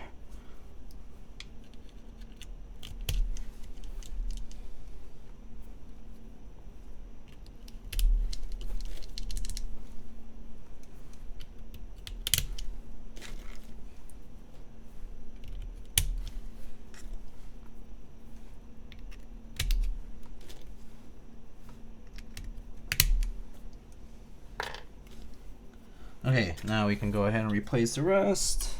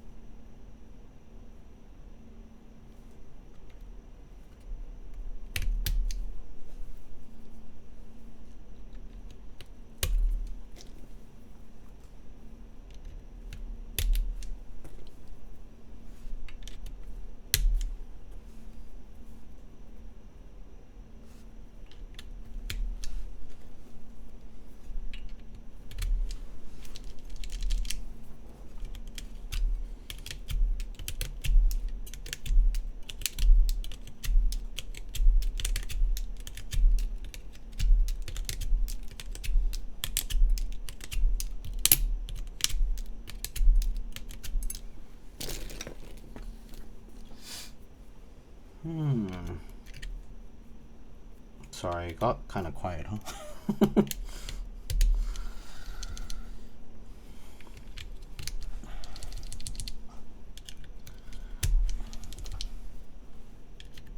Just really focused doing this. Where Kiwi? Kiwi's not here. Actually, today was a important day for Kiwi in the sense that so my partner, so we normally visit, like we normally like leave for like for like Christmas or New Year's, like we go somewhere and we normally take Kiwi with us, and so my partner took Kiwi up to Canada to get some dental care for Kiwi done because he has had some dental issues. Fortunately, they didn't do any extractions today, which was nice. So it was today actually. Today he had his little operation, and he's I've heard that he's kind of woozy and he's kind of out of it, like he wasn't eating much. But it looks like it went well, and he does have some gingivitis, and we will have to like take care, like just like be aware, brush his teeth, and like just like watch out for any like changes in his teeth, like condition, things like that. But yeah, hoping that he recovers. But yeah, we were really worried because I mean, not sure if you guys know, but if you happen to have a pet, whether it's a dog or a cat, it doesn't really matter. I mean, I would say cats are even worse, but it's really scary when you have to put them under anesthesia, under general anesthesia. And so we were really nervous about that whole ordeal. Fortunately, it seems to have gone pretty well. It was pretty quick. It happened earlier this morning. So yeah. Kiwi graduation. I mean, he's older. I mean, this is like a problem that happens with older cats, right? Like, or not older, but like adult cats. They start having potential deterioration of their teeth and such. So, does he let you brush his teeth? He didn't before. Now he kind of does because we've, gotten him used to it. Yeah. At the beginning, it was really hard to get him, get his teeth brushed. It was really, really hard. Like he would just resist or like wiggle and like try to like leave and stuff. But now I would say it's okay. Yeah. What? Yeah.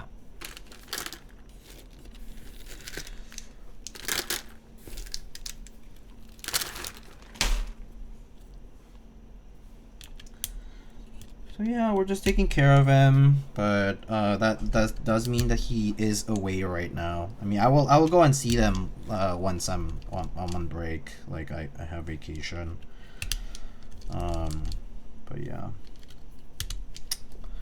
he's doing okay though. I mean, he enjoys it anytime he visits and stuff, like other places. He has like things to explore, and he gets excited over like the backyard, and which we don't have, right? So yeah. And for those who don't know what I'm talking about at all, Kiwi is is our cat. I have an orange cat named Kiwi, and he's a good boy.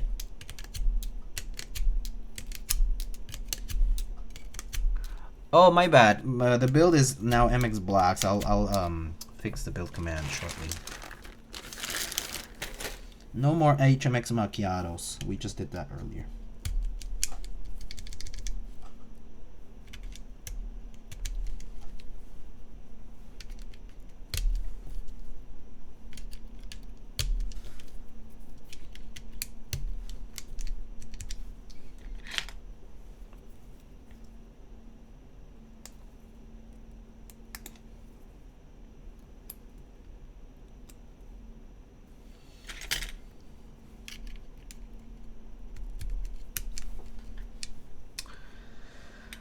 If he's in Canada, that means fresh salmon again, surely? Maybe. I mean, well, maybe. But I'm sure we'll We'll give him something nice for him. He does get pampered a little bit though.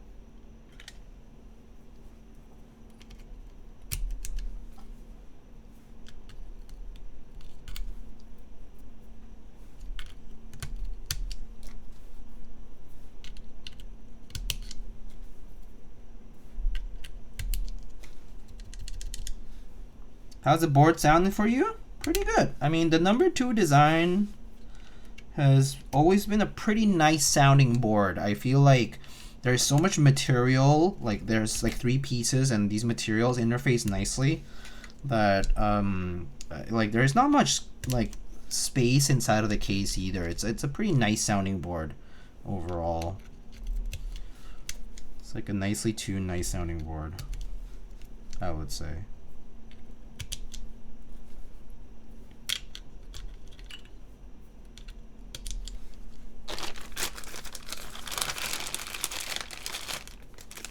These stock, or I don't remember. Oh, these are stock. Oh, whoops. I only modded 84. I have some extras here.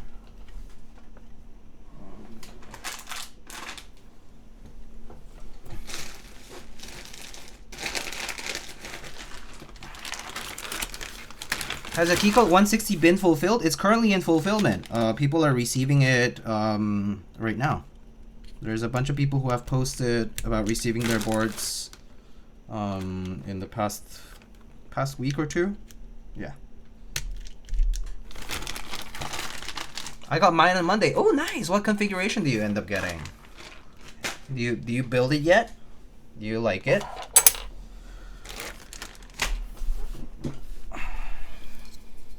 Will there be any extras? I am not one to speak, but I assume yeah. I probably think so. I probably assume there are some extras. I'm not sure if many, but I'm assuming there will be some.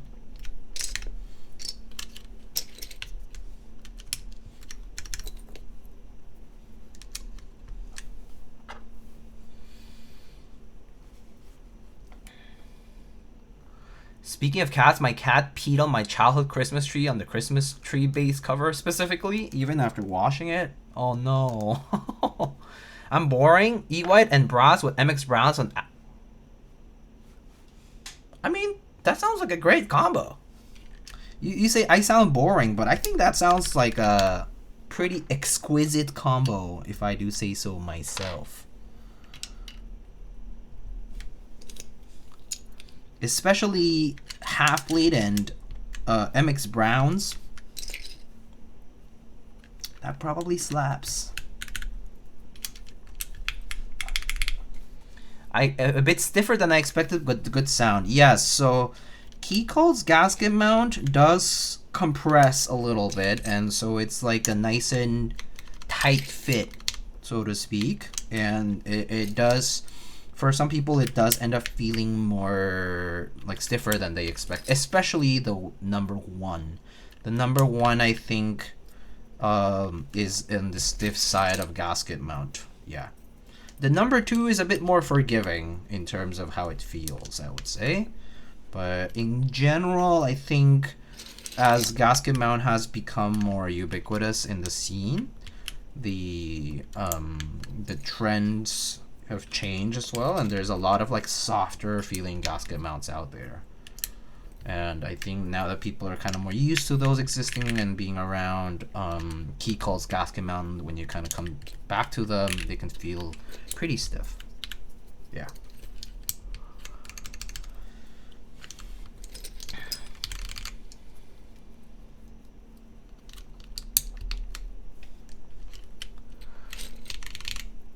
I like it. The adhesive poron is still one of the best mounts, TBH. The Lily sounds so good with it. Oh, Lily is such a good sounding board. Yes, Lily is super nice. Love the Lily. Super nice board. I think among like the 60% out there, it's definitely one of the best. It's so nice. It's very beautiful, and also it sounds fantastic. It sounds and feels fantastic. Yeah. Nez, hi. How are you? Lately, my most used of 2025. Yeah, I think it's worth it. Worth the title. It's really good. It's really, really good.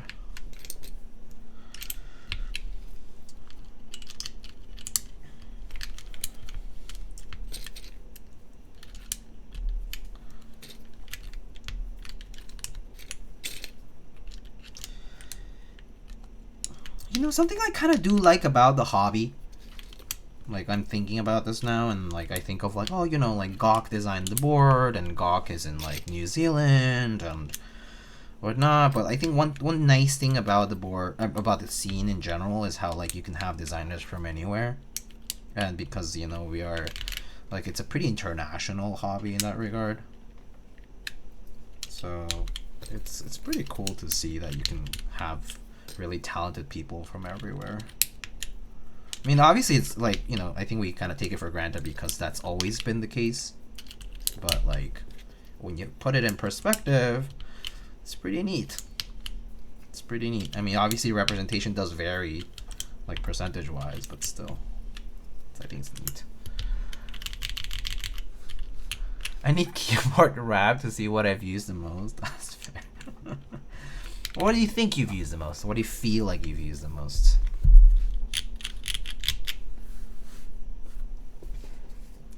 Is this Hydro or Blue Alert? Sorry, I don't know the difference. Oh, this is Blue Alert. Hydro has dark gray base color on the modifiers, and Hydro also has a whiter base color for the alphas. Yeah. Hydro is Squirtle Olivia. Yeah, sure.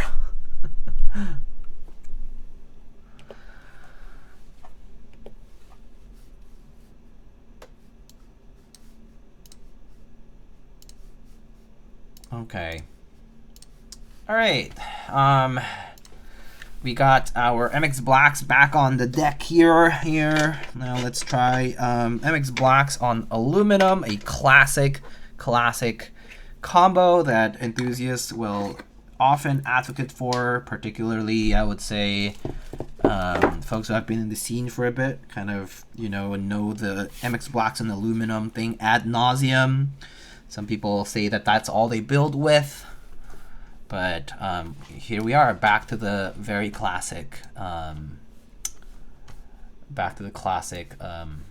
Blacks on alu build for our Keycult number 2.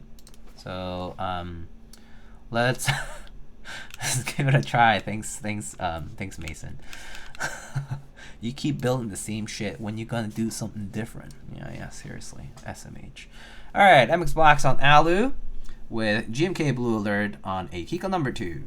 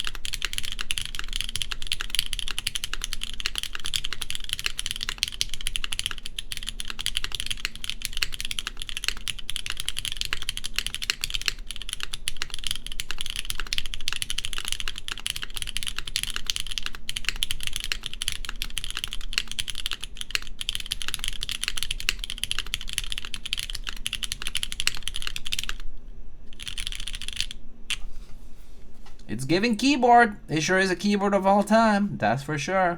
I agree. Definitely sounds like MX Blacks on alu, and it sounds like a keyboard. For real, on God. Alright, let's listen to the mods.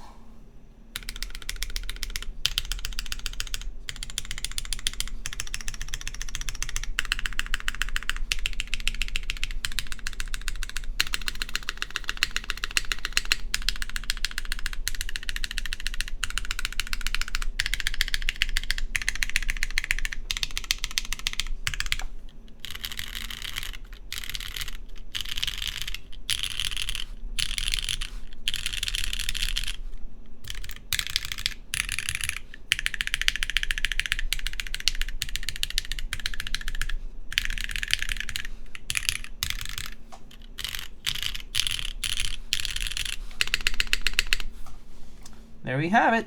Nice and tight sound, I think. Is the Win logo double shot? No, the Win key is UV printed because of the small details on it. Yeah. So there's MX Blacks on Alu with the stainless steel bottom. I can go ahead and try the Alu bottom. I will probably tell you my suspicion, my hypothesis, is that it won't sound that different, I think. Probably because there is a lot of material in between, and my suspicion is that the bottom piece really just acts like a cover. But we should try it out and confirm it by actually trying it out.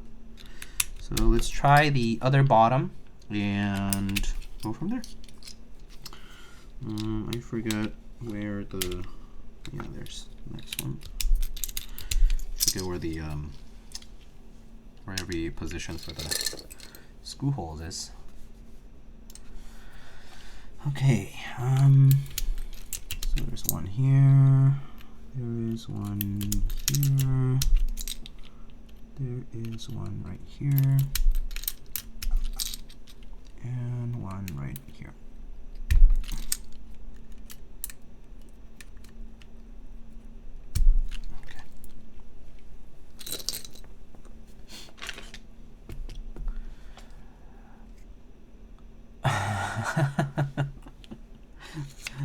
Mason on a roll with the copy pastas.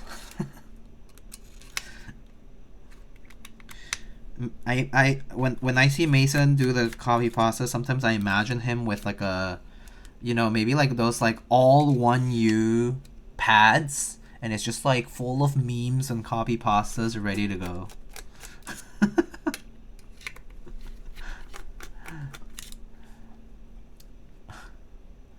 What are those nondescript gray boxes above your desk pad? Nondescript gray boxes above your desk pad. Wait, which ones? Oh, you mean this? This? Or did I miss it? Or was it in the other view? This? These? These nests? That's my DAC. And that's an amp. That's a sheet. It's a sheet stack, but not stacked. That's a amplifier, and that's a digital analog converter.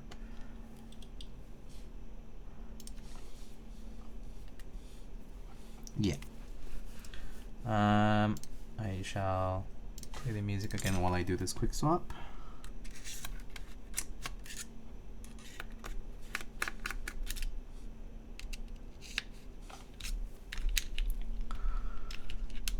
There his $5,000 DAC amp setup. I don't think it was 5K, but yeah, they're certainly not worth that much now either, or any close to that, I think. But yeah, it was 10K. These guys, what the hell? It was not that expensive. I also actually traded for it. I actually traded keyboard stuff for it back in the day. There is a person who was into keyboards who was really into audio and had a lot of audio gear, and we traded. I think I traded him some key sets and some artisans and some keyboard stuff. It was a good trade because it was like fair. He had stuff that I wanted. I had stuff that I mean, he had stuff that I wanted, and I had stuff that he wanted, so it worked out.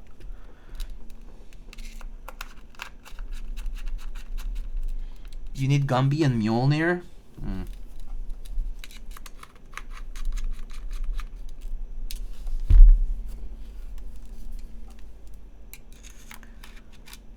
Nothing compared to his artisans. Oh boy.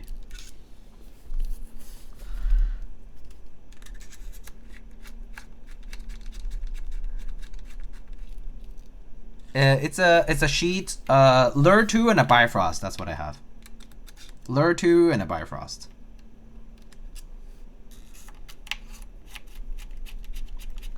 Yeah, the first ones, the first versions of them, because I think they revised the stuff now. But yeah, the old ones. I got these in like 2017.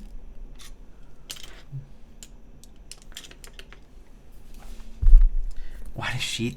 Shit stack. Oh, hi, Hinker.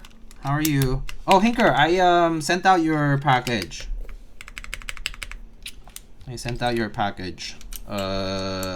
could send you tracking. I just I didn't remember, but I could send you tracking if you want it.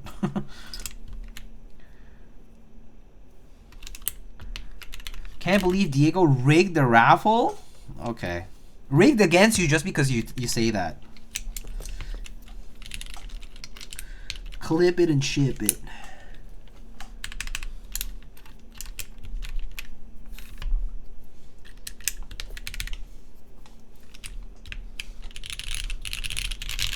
I'm not gonna lie.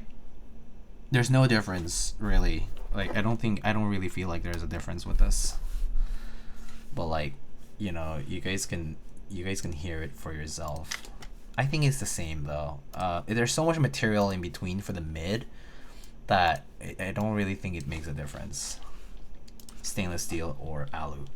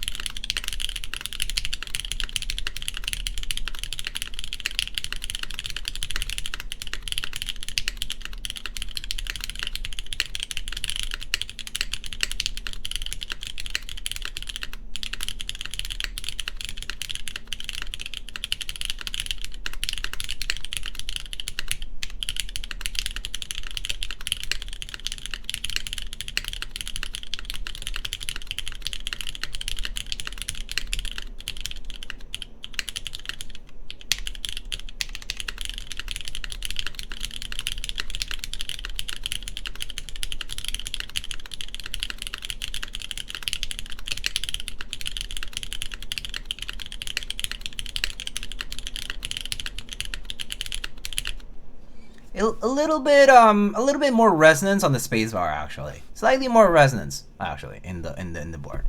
But I think it's because the stainless steel sinks into the desk mat, and that just kind of kills a bunch of that sound. But I think it's the heft rather. I think stainless steel sounds better because it's more expensive. Yes. Right. That swallows the Harman curve. These people, oh my god. Redo. Oh, it's so warm, but okay, I can do it. I can do it. The teal really colors the sound far more than the stainless steel. Yes. Thaki walkie, jabberwocky. Okay, mods.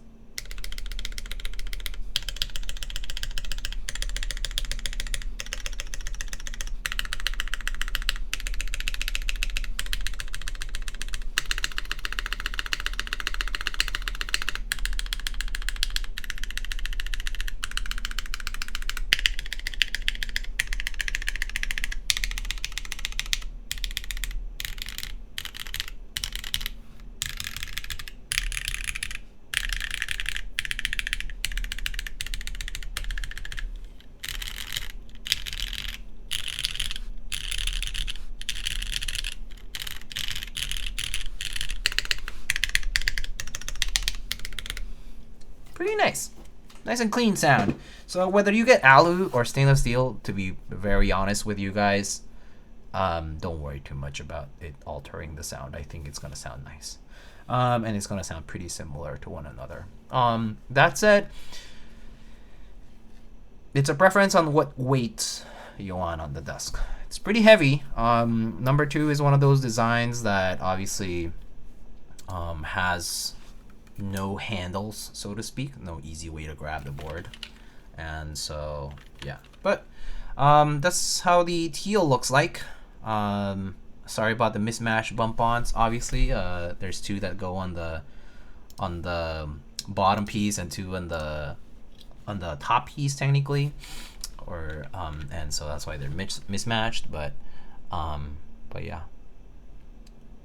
Wish they would have sent you a dark gold top. Very curious as to how it looks. I think some other people might. Maybe Alex will get that. I actually don't know. Did Mike say who he sent what? I don't think. I don't know actually. But maybe Alex will build one with it.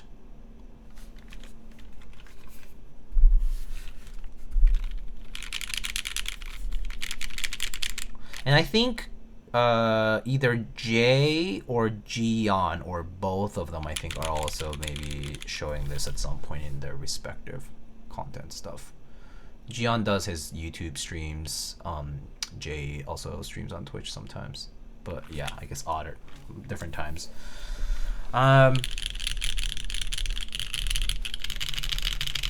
Pretty nice. Just joined late, no worries, Dogs of War.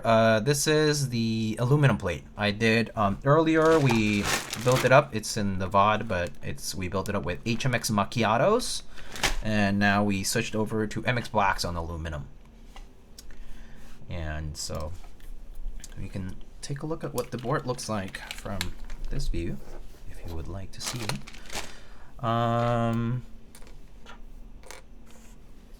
And I can also bring this fella over.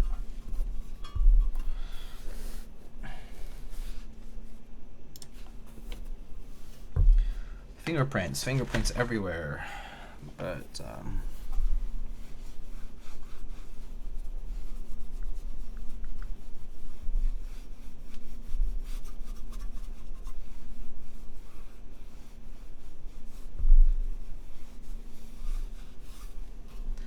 fingerprints everywhere, fingerprints everywhere. Someone screenshot his fingerprints. Yeah, so there's our mirror polish with the logo engraved, as you can see. And then here we have our teal vertical pattern bottom. Pretty nice. And so, yeah.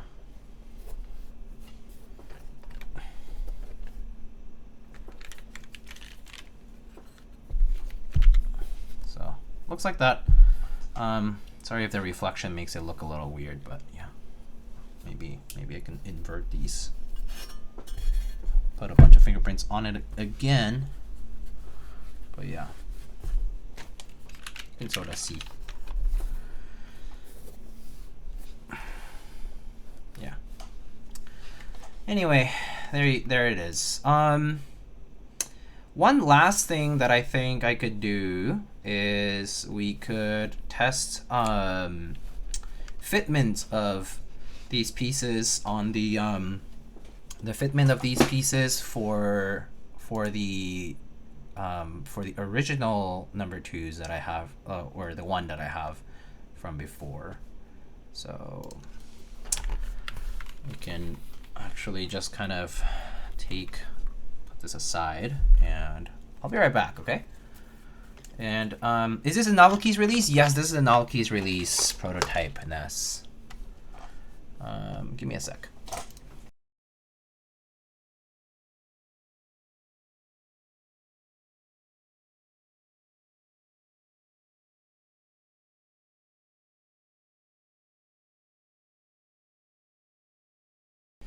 Okay, that was quick because I was prepared.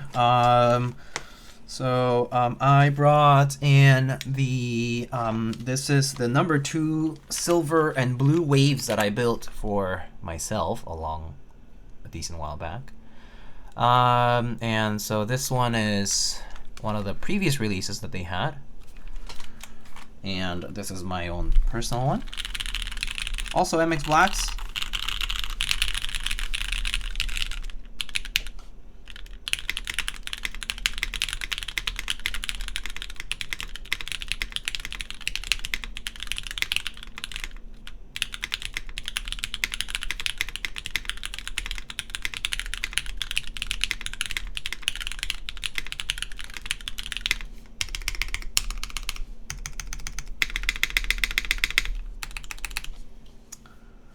So So yeah, that's the I guess the original unit from, not original, but or like, you know, from 2022.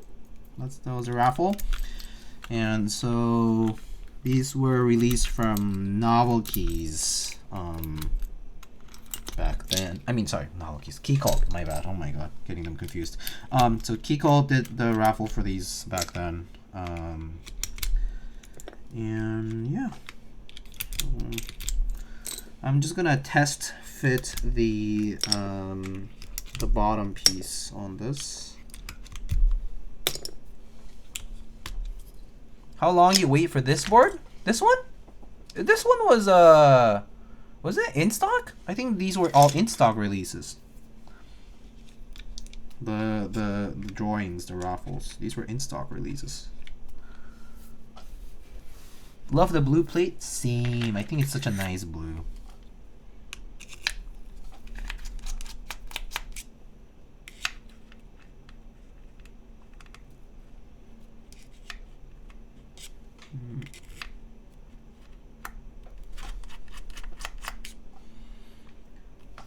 So I know I'm doing this because I know there are people out there who already have number 2s, and they're wondering if they can actually retrofit parts from previous releases with new ones, and the answer is it depends, because it depends on tolerances, it depends on whether anything has changed at the factory level, and production, right? And so yeah, it just kind of depends.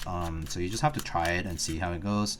Obviously, you always run the risk of things being ever so slightly off, but I mean, position-wise, everything looks to be in the same place, so it should work. But you know, you never know. You never know.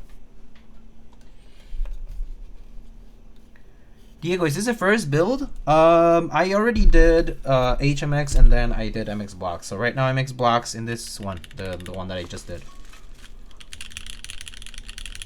Oh, you went away, right? Kupo.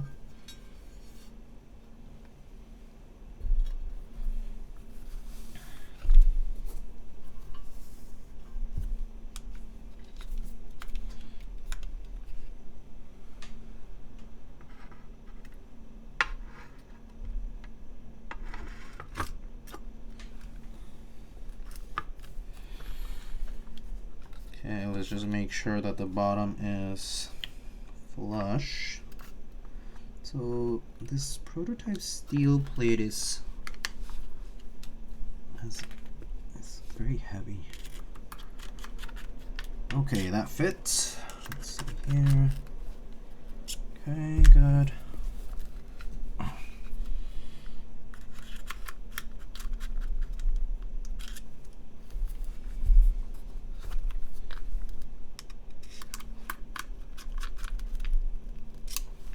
Can you personally tell a difference between the original number 2 and an NK number 2? Not really from the outside. Maybe you can tell if you know the differences in like anodizing texture, but keyboard design wise, they are the same exact keyboard.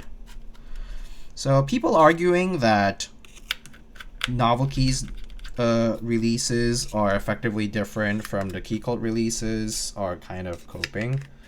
In my opinion, they are the same exact design file. The only difference I did notice was that in the NovelKey release version, the engraving that says Keycult blah blah blah made in Raleigh isn't on the inside. I didn't see it on this prototype. I'm not sure if it will be there on the production units, but I didn't see it on the inside of this.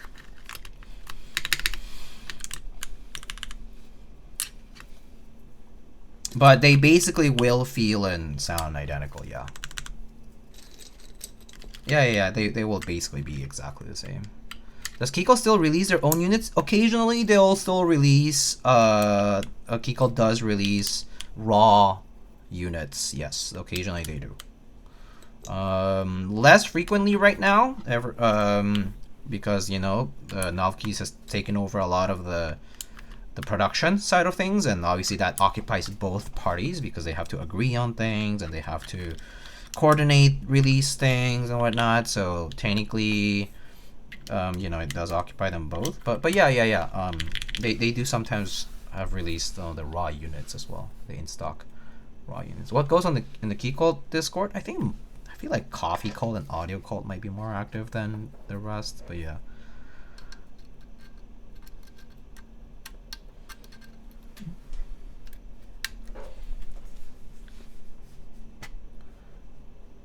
Okay, so I can type on this now, just for fun. But I mean, you know, this is MX Blacks with PBT keycaps, okay?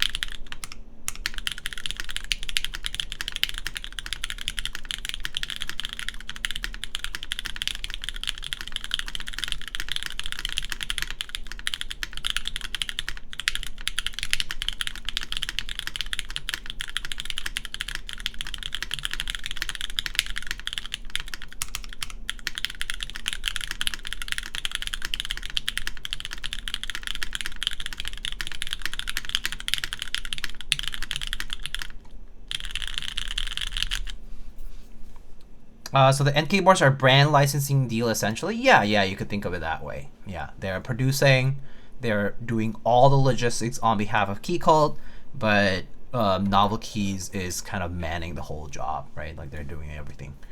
Yeah. So, but pretty nice.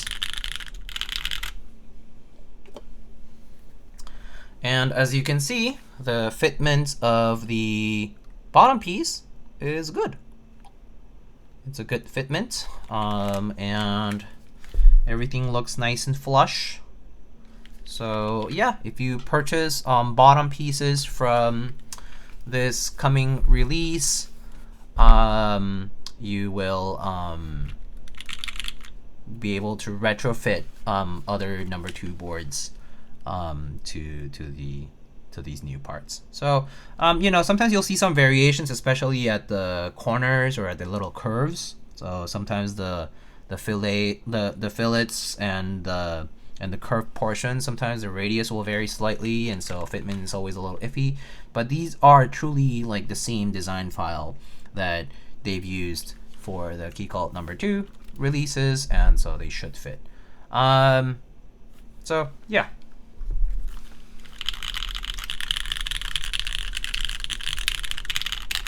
Fillets. I can't do words. Can't do English. Really hoping NK does a 165 or 265 GB at some point. Wait. Dogs of War. They literally had 165s and 265s in stock for a while. Maybe they ran out now? Is the only thing they have now is the extent what is that? The Apple, what's that what is that ski set?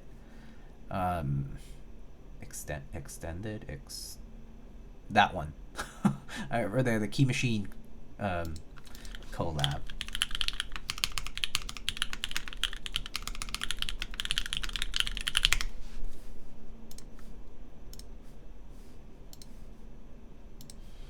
Keycult. They have 1 TKLs, 0s, 265s in PC and Alu. They have 1 TKLs, the expensive one, and they also have the cheaper the other one, the Alu version, the emerald green and the purple violet, and then they have 1 1800 still in stock. So they still do have some other stuff. Yeah, that's fair. If you want Alu, then yeah, that's fair. That's totally valid. The 165. There's a lot of them out there though, right? I feel like there's a lot of 165s out there, especially from like the pre-order that delivered much later, and so on and so forth. If you look around, I guess. Let's for the machining brake edge type. Thank you. Fillets, not fillets. Fillets. That's right. Thank you. I just hear the bad stuff about the brand, but none of the good stuff. The good stuff is that the boards are nice. Genuinely, like the boards are genuinely very nice. So you know, like they are nice boards. The bad stuff is that they did have a period of time they were facing difficulties with fulfillment and promises over commissions and lack of communication and delays and no responses and other things like that. You know, like stuff that makes a business not work very well as a business. So, you know, it can be problematic. So, so yeah. So, you know, you can sort of, you know, you can kind of see where I'm going with that, right? Sorry, I just had like so many windows on the other screen, so. And this is so dirty now. Such a fingerprint magnet, but alas, here we are. This angle is like kind of whack. Okay, well, it's good enough.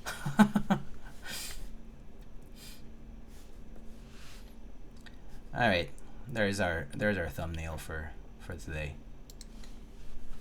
I think.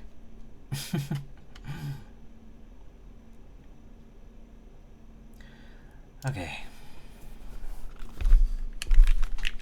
All right. Ooh, okay, flex. Yeah, I know. Comparing the Anno, this one's more matte. Can you guys tell that the color of the older version is like a little bit more matte, a little bit like brighter, more matte texture. And this one has a little bit shinier texture, but equally smooth, I would say. Smoothness wise is very similar.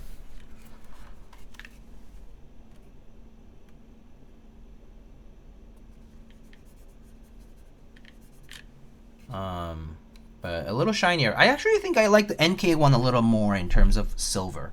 Like the silver is more silver-like in the NK version of the board. It's oh, where's Mason to talk about that? I think I like the silver on the NovelKeys Pro a little bit more.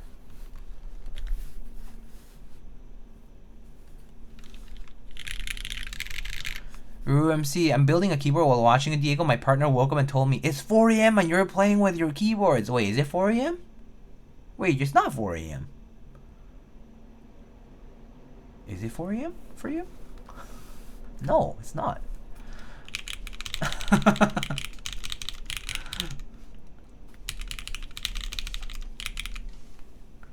Wait, RMC's in the UK? It's 11 p.m. in the US. It's 4 a.m. in the UK. Oh, my bad. Oh, sorry. I am to blame. I wish NK would sell Yankar Keycult PCBs. I do agree. I wish they did too. I hope they do actually. Wait. I guess no, but ordering through the pre-order would not make sense.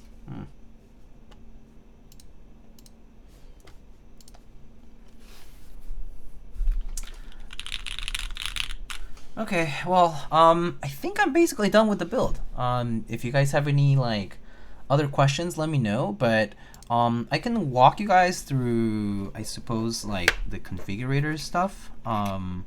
So, like, you know, Mike was like telling me about pricing, and I think it's all published now. But you know, tops are basically like $200, $200, $210, depending on Anno versus Coat. Anno is 200, 210 is Coat. Mids are 130 to 140, again, same thing.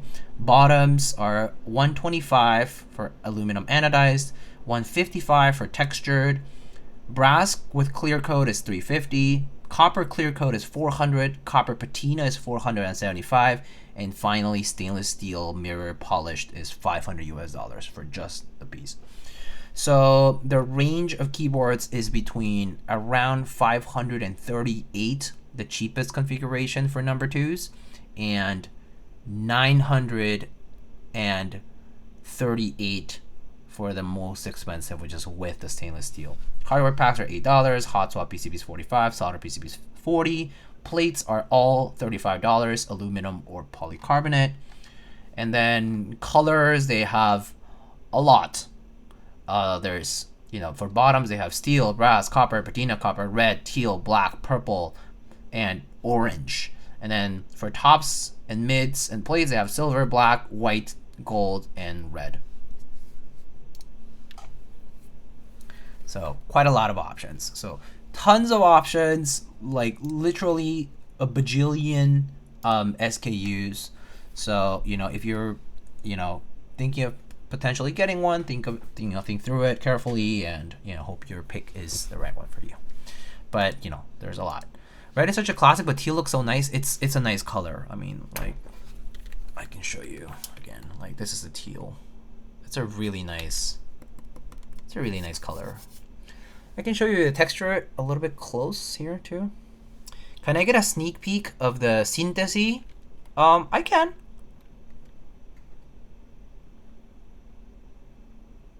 I think you forgot Totoro. Oh shit, you're right. Oh, I forgot. Yes.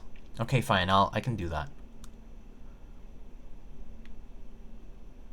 The vertical looks nice, like something is rising. Yeah, it's cool because it's like these circles, and then you have the overlap. It reminds me of any physics people here. Do you guys know what Lissajous figures are? It's a topic that you see from waves and oscillations, or like your first intermediate physics course in college, probably. But it reminds me of Lissajous figures, like this oscillatory thing. I know, it's such a nerd thing to say. I know. Okay, fine. I can ask my neighbor to come here.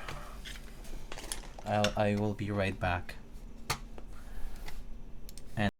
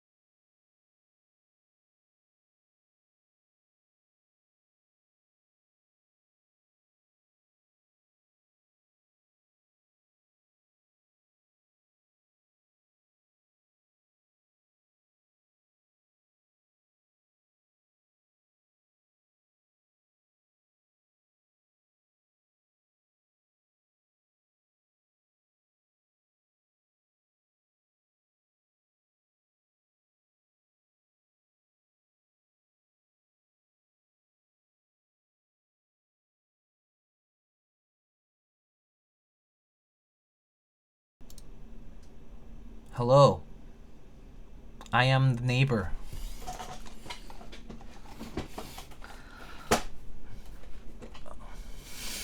Hi. How are you guys doing?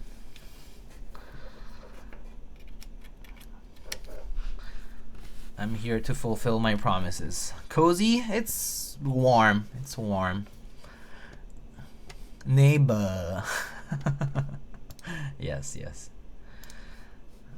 Oh, it is a typing test that I did promise, so. I'll do that. Okay. Okay.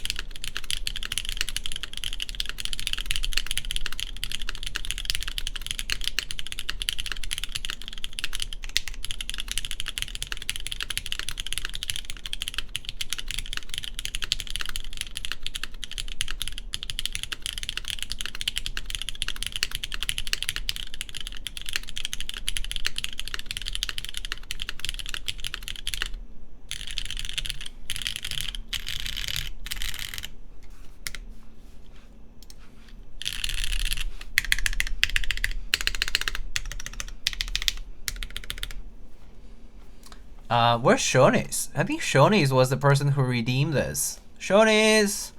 I hope you're there, but I think he might be gone for his lunch break or something. Sorry. Sorry I did this so late.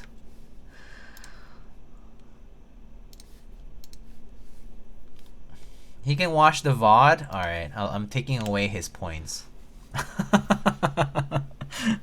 Someone tag Shonis. Shonis, I did the thing. There we go. Okay. And Kupo, because I care about Mr. Kupo. Kupo, I'll sneak peek you Synthesis if you come to a meetup that I attend.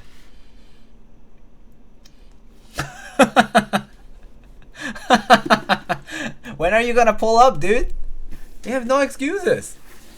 Stop spending money on your home lab and come out to a meetup. Huh?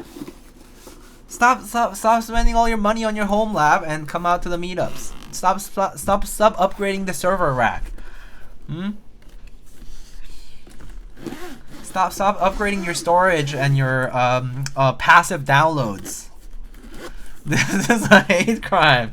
Yeah, this guy's like an expert on network attached storage and passive downloading all the media and all this stuff, but won't come out to a meetup. SMH. No time? I see you online all the time. I think you can come out to a meetup, my friend.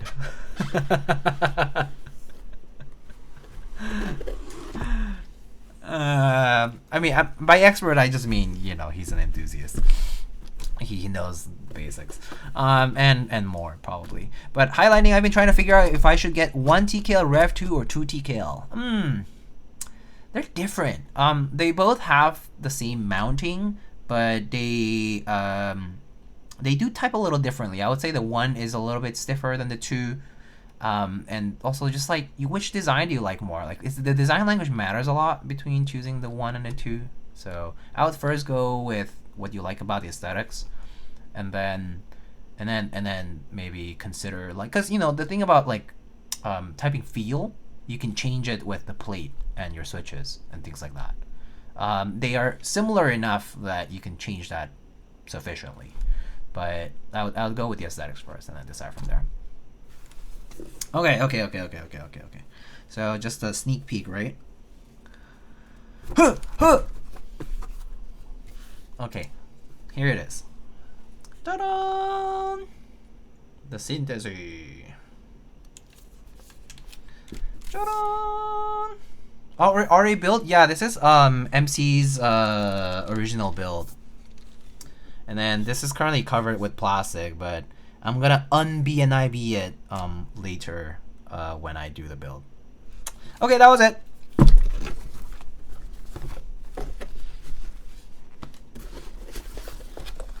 As promised, a sneak peek.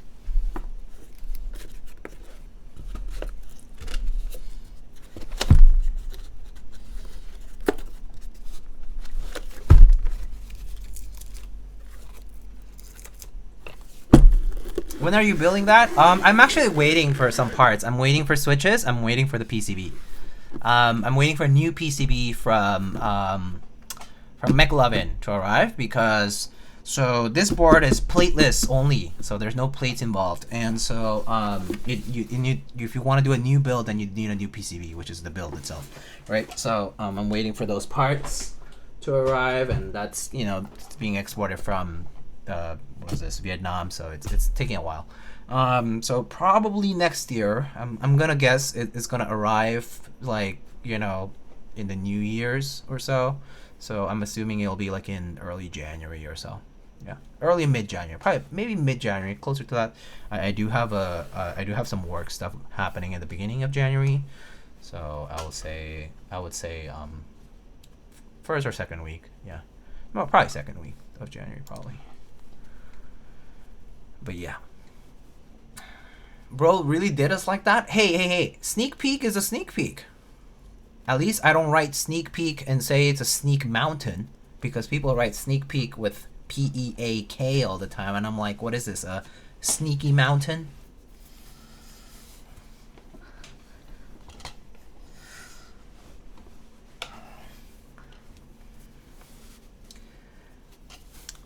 If I go back into the stupid hobby, it'll be to try for the synthesis, god damn it. We doing browns? Yeah, I believe the build of the synthesis is going to be with browns, and then I'm gonna try the MX blacks that are already on the first build that are currently on. That's currently on the board. So yeah, that's the idea.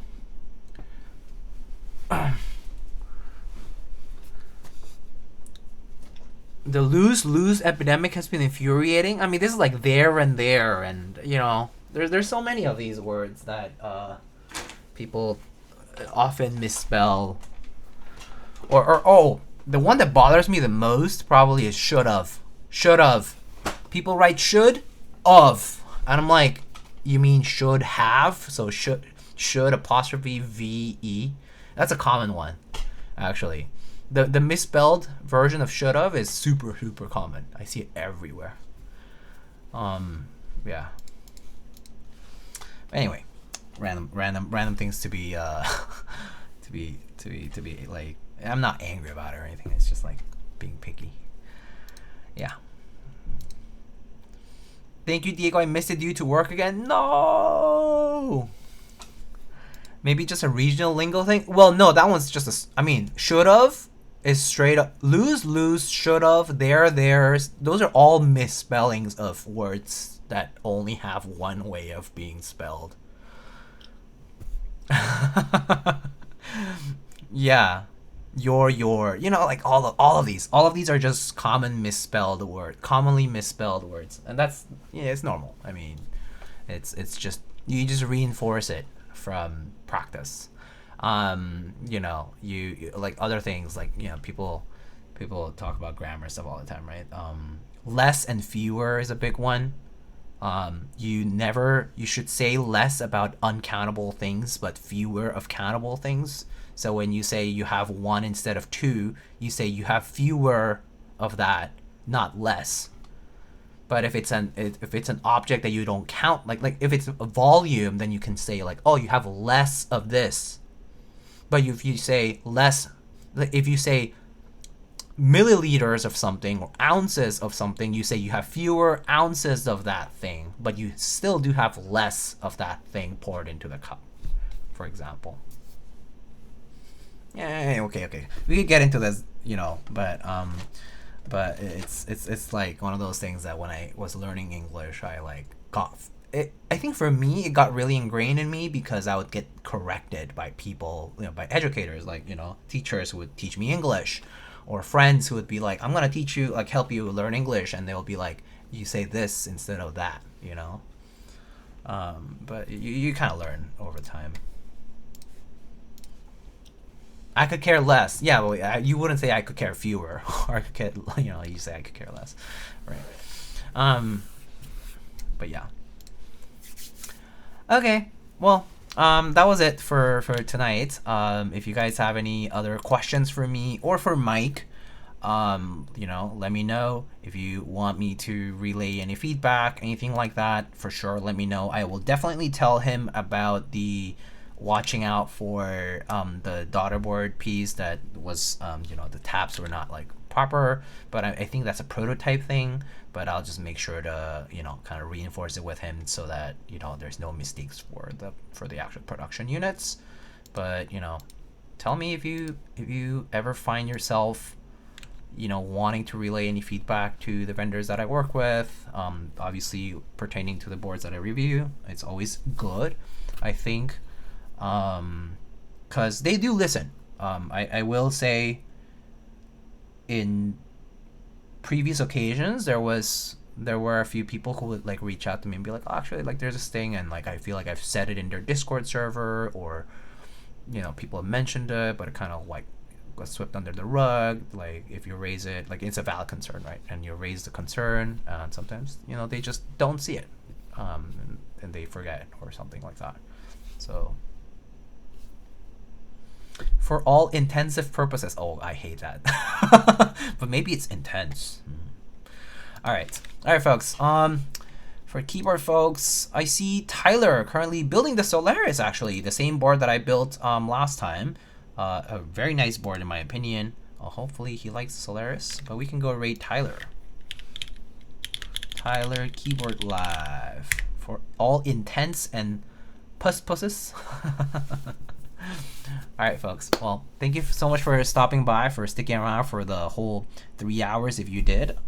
For those of you who are always here, I'm always grateful for your presence. Always thankful that you guys are here to just, you know, hang out and support. I will be doing some more giveaways in my Discord server. You didn't hear from me, maybe, but if you are not in it, you should join now. If you are in it, then good. But I will be doing maybe 2 more key set giveaways pretty soon. You'll see them there, and I guess that's about it.